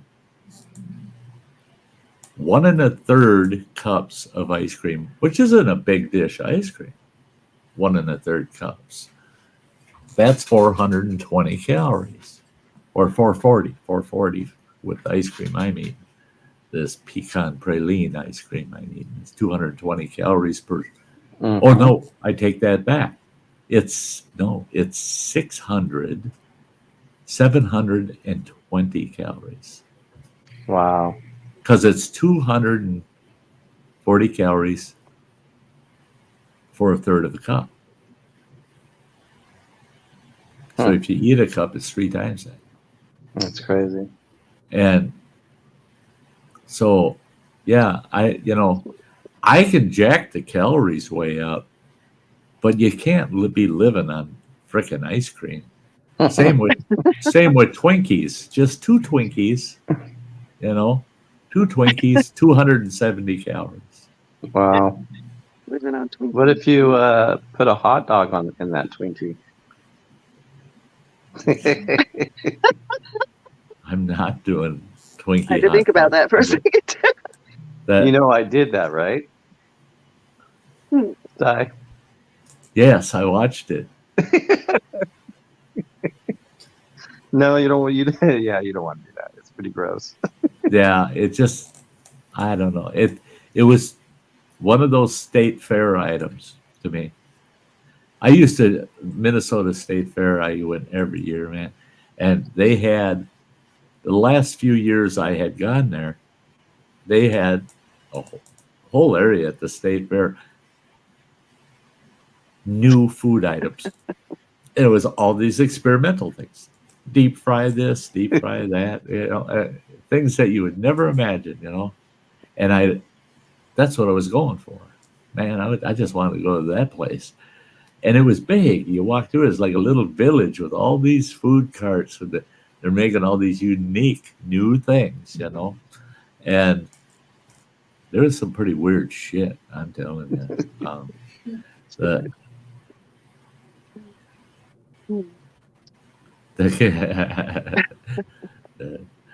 Yeah, Colin.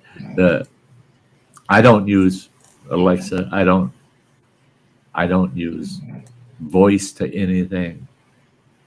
Nothing out there. Me and electronics do not get along well. No. It doesn't understand a single word I say.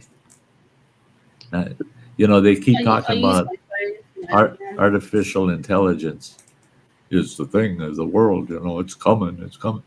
Well, I'll tell you what, it's not intelligent enough to understand what the hell I got to say. I mean, when it gets smart enough to be able to hear what I got to say, then I'll go along with it. Hey, Raven. Yeah, deep fried Twinkie. I tried that at the Minnesota State Fair, by the way. Yeah, they dipped it in what they dipped it in was funnel cake batter. You know what funnel cakes are, right? They dipped it in funnel cake batter, then they deep fried it, and then they put powdered sugar all over it and swirls of chocolate on that bugger. Oh my God, was that to die for? It was. I loved it, man. Imagine the calories on that. Hey, Raven. Oh yeah, no shit. If I had that state fair food court local here, that's where I'd eat all my food. Yeah, I mean, I'd get all the calories I could dream of. There's no, I mean, and they were deep frying everything. I remember, what they would do is take these big wide strips of bacon, where they were getting the pork belly that's big enough to make them big wide strips. I don't know. And them strips were about 1.5 feet long, for Christ's sake. And they'd weave those on a skewer and they deep fry the bacon. Well, they pull that bacon out, it's just crispy on that thing. And then they dip it in chocolate. You could get milk chocolate, dark chocolate, or white chocolate. It was to die for, man. But people weren't realizing, to die for. You eat too many of them, you're going to die. Because I tell you what, that's a heart attack on a stick. I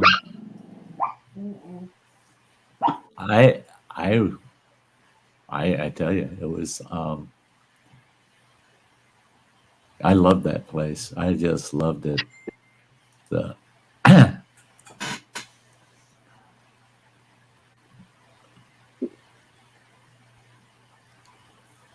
Don't mind me.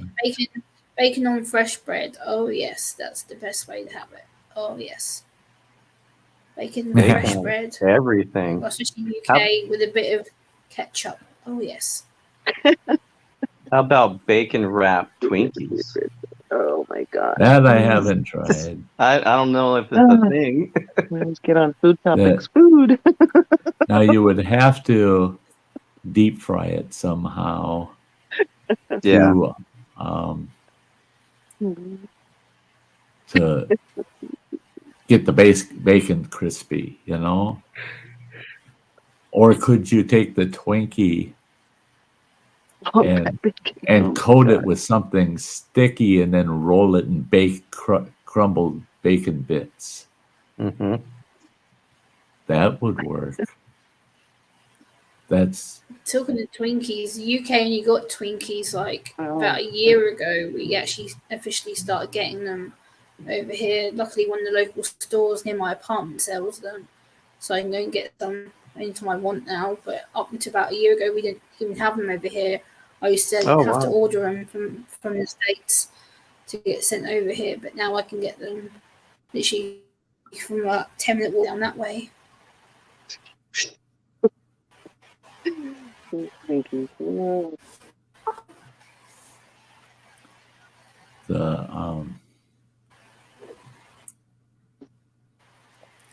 I'm having trouble finding a contact in my contact list here.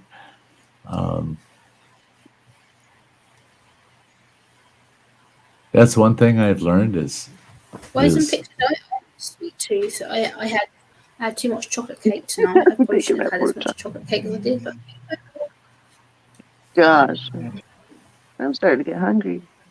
That, And I don't get hungry. Yeah, it was left I over seldom get hungry. last week, so I'm not going to see, that's it was leftover birthday cake last week, so I'm not going to tell myself off too much. I don't get hungry very often. see that's with me too. Is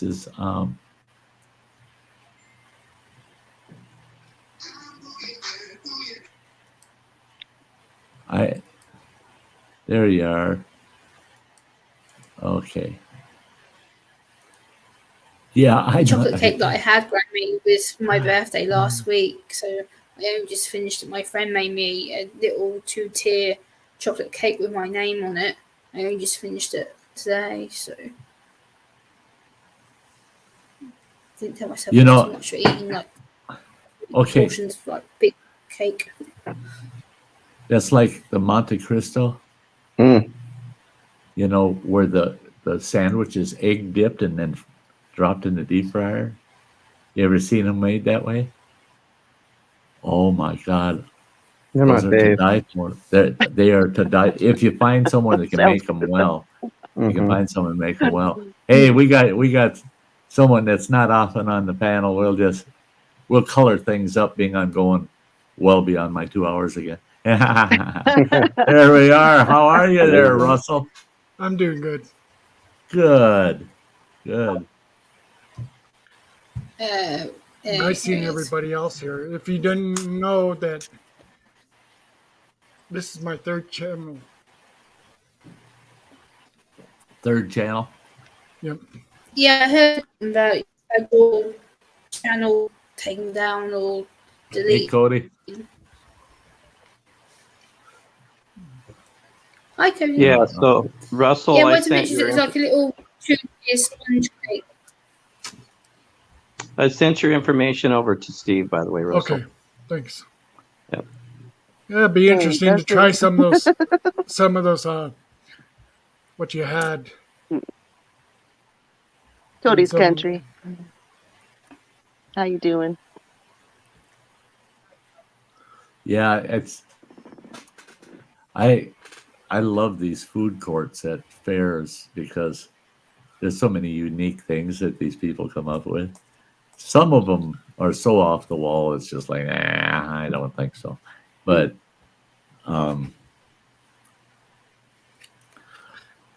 what? I think it's on Netflix. I've been watching them. What is it? Feed Phil. Oh, yeah. So I think it's It's hilarious to watch him. It's hilarious to watch this guy. He travels all over the world, and Oh, those are my fave. Yeah. And I watched one last night. He was in Croatia, and that was this guy is he's hilarious, man. He's Jewish. He's Jewish, but his mom and dad are very Orthodox. This boy, I can tell. Yeah, the local rabbi wants a piece of him because his favorite food is pork. Man. Yeah. Oh, that's his favorite food. Every country he goes to, what do you make with pork? You know, pork chops. Yeah. Well, I'll tell you what. When he was in Croatia, some of the sandwiches they have over there, and it was weird because he was in South America. I was watching one on that, and he was in Chile, and in Chile they're considered one of the world's capital sandwich countries. Everything in Chile is a sandwich. They want to make a sandwich out of everything. And he was showing all these different restaurants he's going to doing the sandwiches they're making. It's insane. It's just damn insane. So I was thinking of you, Mojo. You need to watch Feed Phil. It's called. It's Feed just Phil? called Feed Phil. Yeah, I think it's on Netflix. Oh yeah, he's probably on YouTube also. Yeah, I'm and sure. he's hilarious. He's No, he. maintain us. We don't have state fairs. No. I think he was like a co-producer or something for what the heck was that show? Feed Phil on Netflix. Yeah, the yeah yeah. You don't have like state fairs over there, but Oh yeah. I think it was a year before last. We have like street fairs, Right. or like my local town. We have what we call the town fair, which is where all like the big stalls and local businesses Yeah. come together and they sell their products and stuff like The- that. I can't remember if it was last. No, it had to have been Christmas before last. Loopy Lisa, she went to, I can't remember where it was there in England, a big Christmas bazaar thing going on outdoors, and it had all these shops and everything, and she's filming going through it, and I was laughing so hard at her because of all the different food vendors that were there. And she's going, "Oh, I want that. I'll come back for that." And then it's, "Oh, look at that. I think I'll come back and eat that." And she just, but it's when she saw this bratwurst stand, right? And they had all these varieties of bratwursts. She goes, "That's it. That's got to be it." And she must have stopped at 15 different food places there. And when all of a sudden she stops and she goes, "That's it. It's the brats." And she had to go all the way back through all of that to get back to that brat place. And oh my God, the bratwurst was huge, and it was smothered with stuff. And I can't remember what flavor bratwurst she got. She goes, "Yep, I was right. The bratwurst were the ones to go for." And she said, "I wish I could come here every day and try something from every stand till I tried it all." But they even had stands of different types of chocolates, and she's going through them, and I'm just like, "Oh my God, girl, I wish I was there with you." And I wish I had a lot of ching, because I'd be buying stuff just to take one bite and tell her, "You finish it." I can't hold all that food. But I'd love to just nibble through it. I would be a good one for going around and trying all these different foods around the world. The only problem is I can't eat like this Phil. I mean, on that show, that boy chows it down, man. I watched him eat a hoagie on the show last night. That bugger was at least 14 to 16 inches long. Wow. It had to weigh 3 pounds. Well, it seems like And I watch a lot of these other programs that these people do these food challenges, Yeah. and you wonder how in the heck can they eat that much? Right. And you're like, man, I wish I could do something Yeah, like that. I look at man versus food. That's hilarious. There's like different types Man of versus food is food great. varieties, and a lot of people like to try different foods and stuff like that all over the world. Yeah, I love those shows. I like to see the different. There's a lot of that food. How the hell did you stick that in your mouth? I'd never put that in my mouth. It ain't happening. That's like a Hispanic friend of mine invited me to their place, me and the family, for spaghetti. And I thought, well, yeah, we all love spaghetti. Mhm. But it wasn't the version that you think it was it? Well, it probably tasted like any old Italian spaghetti. The only thing I didn't like was they said, company first, go ahead, Sty, you dish up. I went over and took that big ladle, they had big old big steam pot full of sauce, right? And I took that ladle and stuck her down in there and pulled her up. And when I saw 3 chicken feet sticking out of that ladle, I dropped the damn ladle and I go, have you checked your chicken coop later? I think a few of them nose dived into your spaghetti. They said, what do you mean? I said, there are chicken feet in there. They said, well, yeah. I said, no. No. I said, I won't eat chicken feet. And they said, well, they're excellent. They said, you peel them and there's a long strip of meat in them. They're really good. I said, no. Do you know what a chicken does with its feet? It stands in chicken shit its whole life. Those feet are never washed. Those feet aren't wearing shoes. They're barefooted in chicken shit their whole life. And you just drop those in your spaghetti. Well, we washed them first. Did you clean under every nail? And you ain't gonna sell it to me. I'm not eating chicken feet.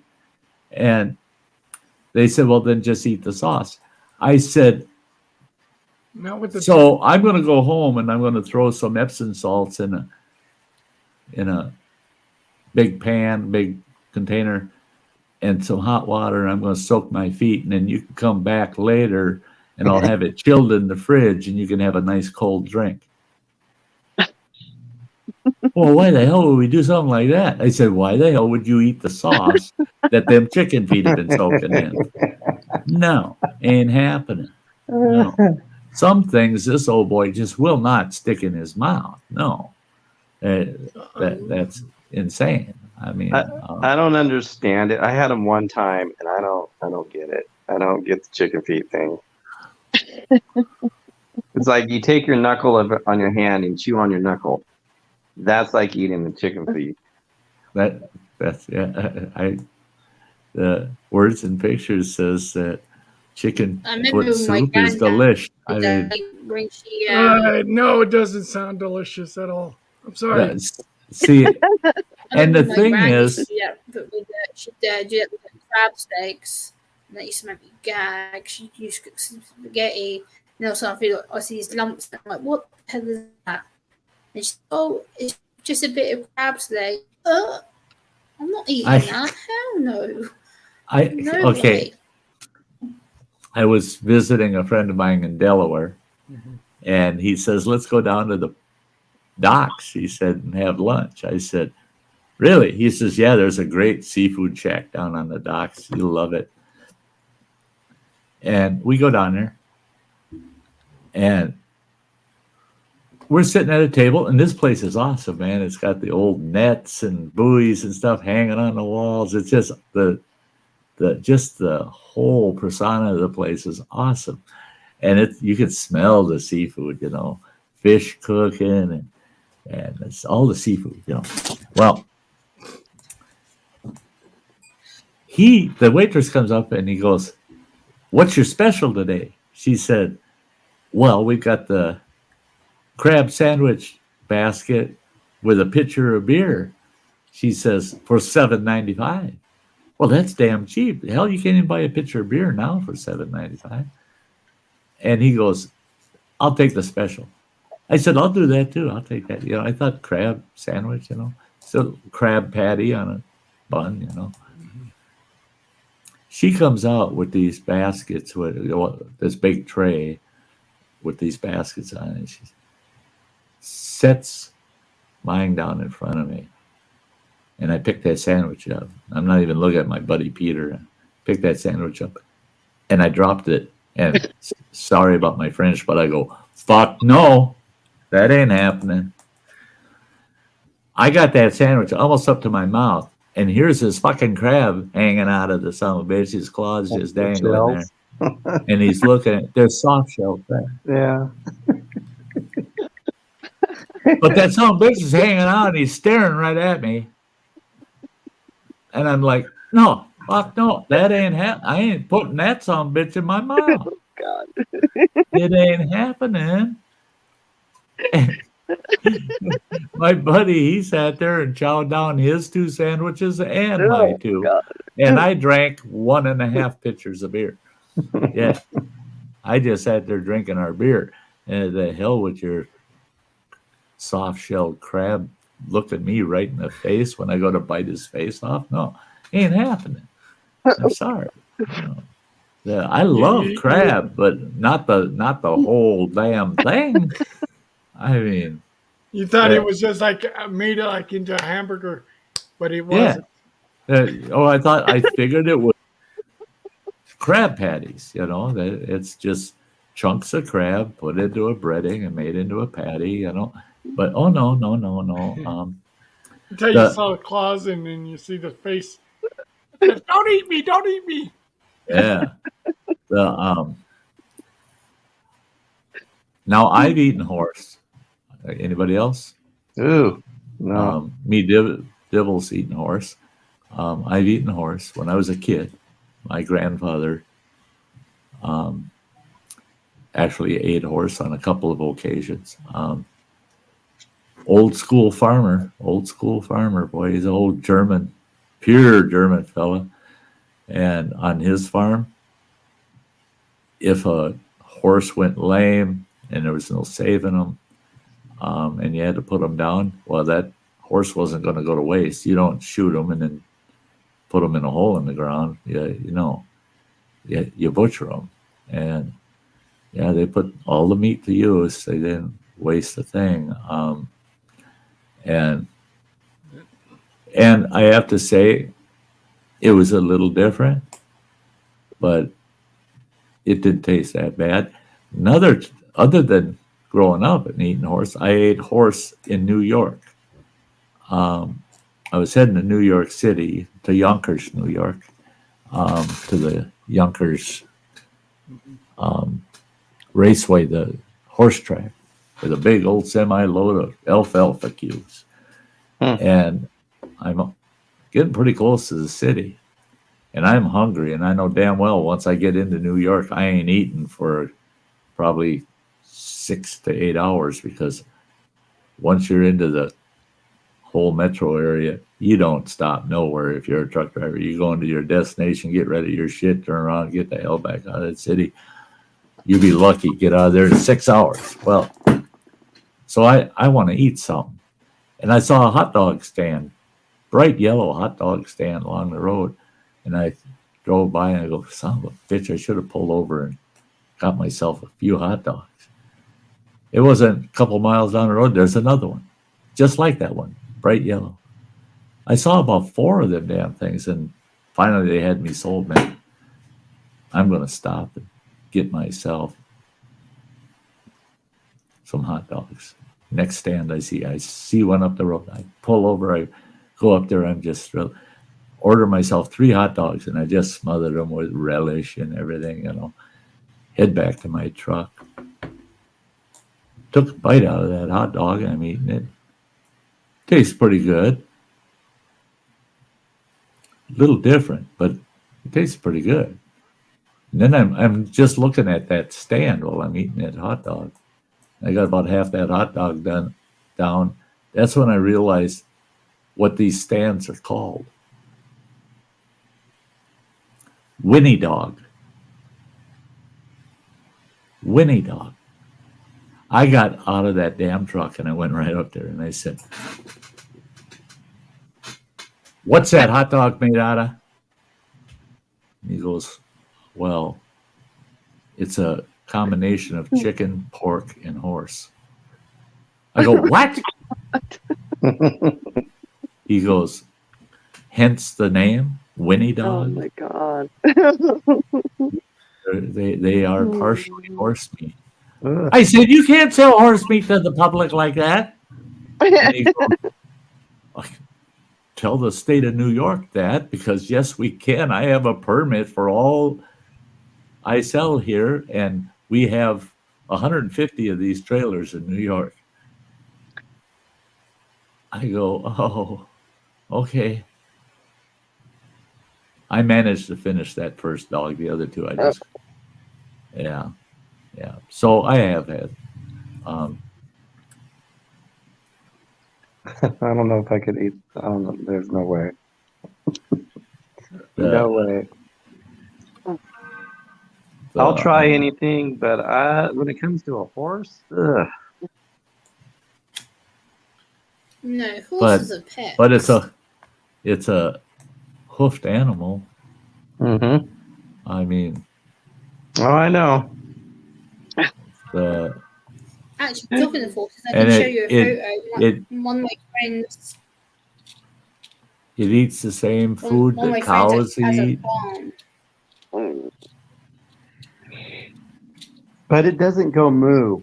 This is this is a this is a So this is a if you horse that I teach the met at horse my to friend's move, farm. Then it'll be okay. it'd be okay. Okay. Haggis, okay.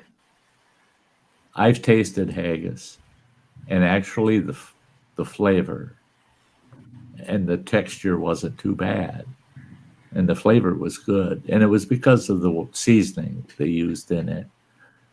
But I didn't want them describing haggis to me. Haggis is another one of those. The UK pronounces it haggis, and it's just no. Yeah, haggis. The head cheese. As a kid, man, lunchtime. I want a lunch meat sandwich. Well, all we got is head cheese. Okay. And we were eating head cheese all the time. Well, out on the farm, I'd watch Grandpa prep the pigs' heads for making head cheese. And I asked him, what all goes in that, Grandpa? That's when I quit eating it. He goes, oh, head cheese? That's everything nobody else will eat. That's the ears, eyes, and assholes. That's it. No more head cheese for this old boy. No. The asshole part, that get through it. The eyes was freaky, but the ear, that's another thing. This Puerto Rican. This is my friend's horse that I met. Oh, yeah. Yep. The Beautiful animals too. He's called Yeah. White Stallion. A really friendly horse that was. They look like a stallion. hard to tell from that end of the horse. Yeah. Well, with a person in front, you can. horse. Yeah, you can't tell a horse is a mare or a stud just by looking at its face. No. Yeah. You have to look at the whole entire horse to be able to tell. Gouda foods. Well, no, you don't. You all you got to do is look between its legs, and there's your answer. I raised horses, and Yeah. I made a lot of money on artificial insemination. And poor Phil over at Everything Spicy, when I talk about how I had to harvest off my stud horses, drove him nuts, man. He says, I can't believe, Sty, you did that. I told him, I said, hey, when I was making, I'll tell you what, on a bad day, jack off one horse, make $600. Mm-hmm. I'll jack off a horse for $600. You betcha. The horse loves me, and my pocketbook loves the horse. Yeah. You just don't do it publicly, You do it in a controlled stable where you don't have an audience, You'd be surprised how many of these horses you see out there are so beautiful at times. You wonder why a lot of people would want them to be protected. I'm sorry, words and pictures. I hit the wrong button again.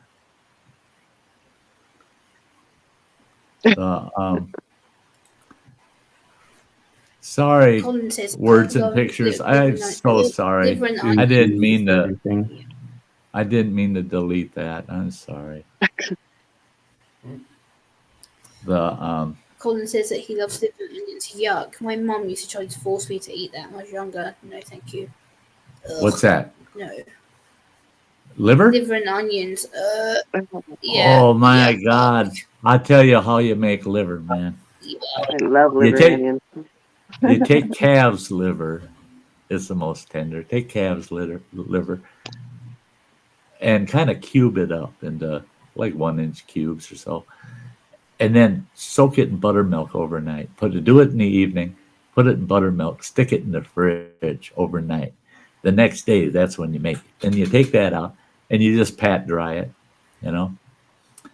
And then what you do is you flour it, seasoned flour. You put some seasonings in the flour. I usually salt, pepper, just a touch of garlic. Flour it, fry it up, set it to the side. Then you chop up a bunch of bacon and you fry that up. And you get it nice and crisp and all the drippings off that bacon. You don't want to lose all of them. You only take about half of it out of the pan, leave the rest in there. Throw your bacon back in there. Throw your breaded and fried liver in there. And then you make a brown gravy in it. It's smothered with gravy, and you put onion in there with it. You want to make sure you want the onions about al dente, and you put that over steamed potatoes, and you slap your grandma. You don't know how to cook the old bat. That shit is the best. I mean, you'll never know it's liver. You never know it's liver. It Really? it's so tender. It tastes so fucking good. Wow. If son of a bitch, maybe I should do a couple cooking videos, eh, Mojo? Yeah, dude, I would try that, and I'm not a liver fan. 'Cause it I had sounds a good. buddy that only ate liver once in his life. He was 10 years old, and they're having Yeah, this Colin. big dinner at his house, big meal at his house. And they're a Greek family. They're very, you had certain table manners, no ifs, ands, or buts, and they're a big family. And right at dinner, first time he had ever eaten liver, he cut a piece, stuck it in his mouth, and he had already eaten a salad and a bunch of potatoes and took his first bite of liver ever in his life. And everybody got his dinner sprayed all over the table. The rest of his life he wouldn't even go into a room that had liver in it. Yeah, if you said we're having liver for dinner, he'd say, "Well, I'll see you next week. I don't want to be near your house, smell it, see it, nothing. No, Well, he come up to our cabin out in northwestern Montana. We're living way up in the backcountry. Comes up there, and what's the ex-wife got going on top of the wood stove? The biggest chicken fryer you ever seen, full to the top of the liver, the way I said to prepare it, and a big old pot of potatoes. And he goes, "What's for dinner?" And she goes, "Meat, gravy, and potatoes." That's the way she put it. Meat, gravy, and potatoes. "I'm eating," he said. He sat down, took a couple big spoonfuls of that liver and gravy and put it over his taters, and he sat there. He says, "Damn, that was good." And he set himself up, got his second helping going. He got about halfway through it, and he goes, he was certain it was venison because we ate so much venison. He said, I can't believe you got the venison that tender. I said, "Well, it's the most tender part of the venison." He goes, "You didn't use the back straps in that, did you?" I go, No. Back straps are the second most tender part of a deer. He goes, "What's the first most tender part?" I said, "The livers." And I was ready to duck and run. You're gonna puke all over the table. He looked at it for the longest time, and he took another bite, and he's eating it. And he goes, "I don't believe that's liver." I said, it is, pal. It is. The kidneys, I've never gotten into. It's good to see you, Matt Kiwi. The Kent Rollins, the cowboy cook. That's familiar. Yeah, he's pretty good. He's Yeah. grown a lot, man. I've watched him grow over the years. The Colin, my friend, thank you. That is awesome of you. Thank you, man. That's great. That's great. Well, Sty, I got to get going. I got a lot to do in town. Yeah. You betcha, dear. I'm going to have to wrap it up here in 4 minutes anyway. Thanks for having me up. Oh, thanks for coming. Oh, I See love you it. guys. Take care. You take care. Good to see you. Yeah, she's All right, sweet. Sty. She's an awesome. She's Sty. Well, You take care. you got to watch some of her videos. She's very good at what she Oh does. yeah, I Oh, do. yeah. I watch your videos. Sty, you take care. You take care, Raven. You guys take care. Everybody have a good week that's coming up. You too, there, Mojo. Yeah. Don't work too hard. Oh yeah, I do. You guys take care. Bye bye. You bet. Bye bye. Yeah. Mojo, he's our buddy. Yeah, he's great. Mojo's another one that does a lot of good cooking, and you wonder how the heck he does it. And he got in touch with the guy who made the spices that he had. He's gonna send me some. Oh, okay, yeah. I got that. I got the link to that guy. Yeah.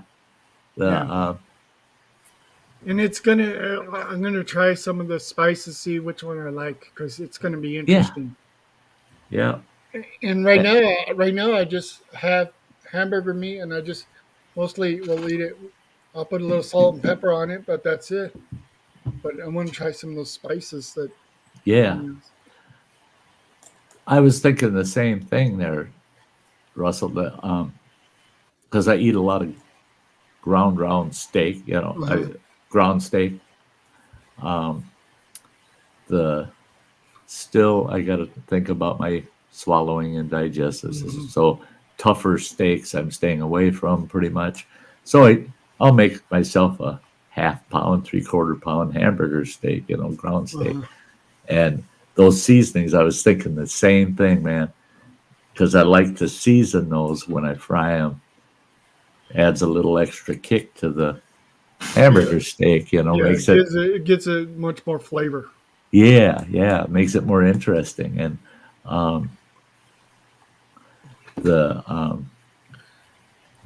have what they call, those ones that you twist on the top, salt and pepper shakers. Yep. That's one of the best. That's one of the best type of salts that you can use. I mean, it's a. Yeah. And the pepper. If you let me know what your daughter's name is, Sty, I'll do the video tomorrow for her. If you let me know in our Facebook chat what her name is, I'll send you the video link as soon as it's done in our Facebook chat, so you can send it to her. I'm sure. I'll have to let her know too. Her name is Mariah. Okay. Mariah. Yeah. Okay. Yeah. Mariah. I'll put her name in my title, and I'll give her a shout out in my description as well. Oh, that's sweet of you. So I'm going to have to wrap this up here, but just so folks know, down the road here, I don't know how soon, but down the road here, I will be doing a live special someday on White Sutton disease and my granddaughter and what she's got to go through and what these kids and folks with White Suttons have to endure. And I'm going to do it as a fundraiser for the White Suttons organization, White Suttons Syndrome organization, because they're helping my family out greatly. They're covering costs that my daughter could never cover. Oh, is that the type of a disability or something? Yeah, it's a genetic disorder. I'm more than happy to do an awareness video about it as Oh. well.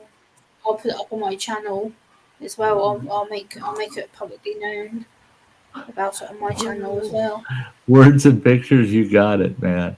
I'm going to hit the bakery tomorrow. All right. Well, I think it's time, and I'll see you all later. You betcha, Russell. You have a good day, rest of your day. Yeah. Take care, Sty, and you too, Take care, Gemma. Russell. Yeah. It was a good stream today. It was nice, guys. It was definitely. I'm gonna do a video for you, Sty, for the White Satin awareness. I'll post a video on my channel and I'll do some research on it and. Oh, there you go.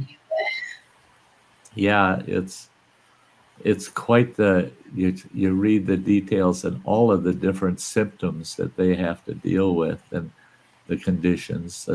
They tend to have smaller. Their skulls tend to be smaller, so it affects their developmental process because your brain keeps growing no matter what size your skull is. It wants to keep growing.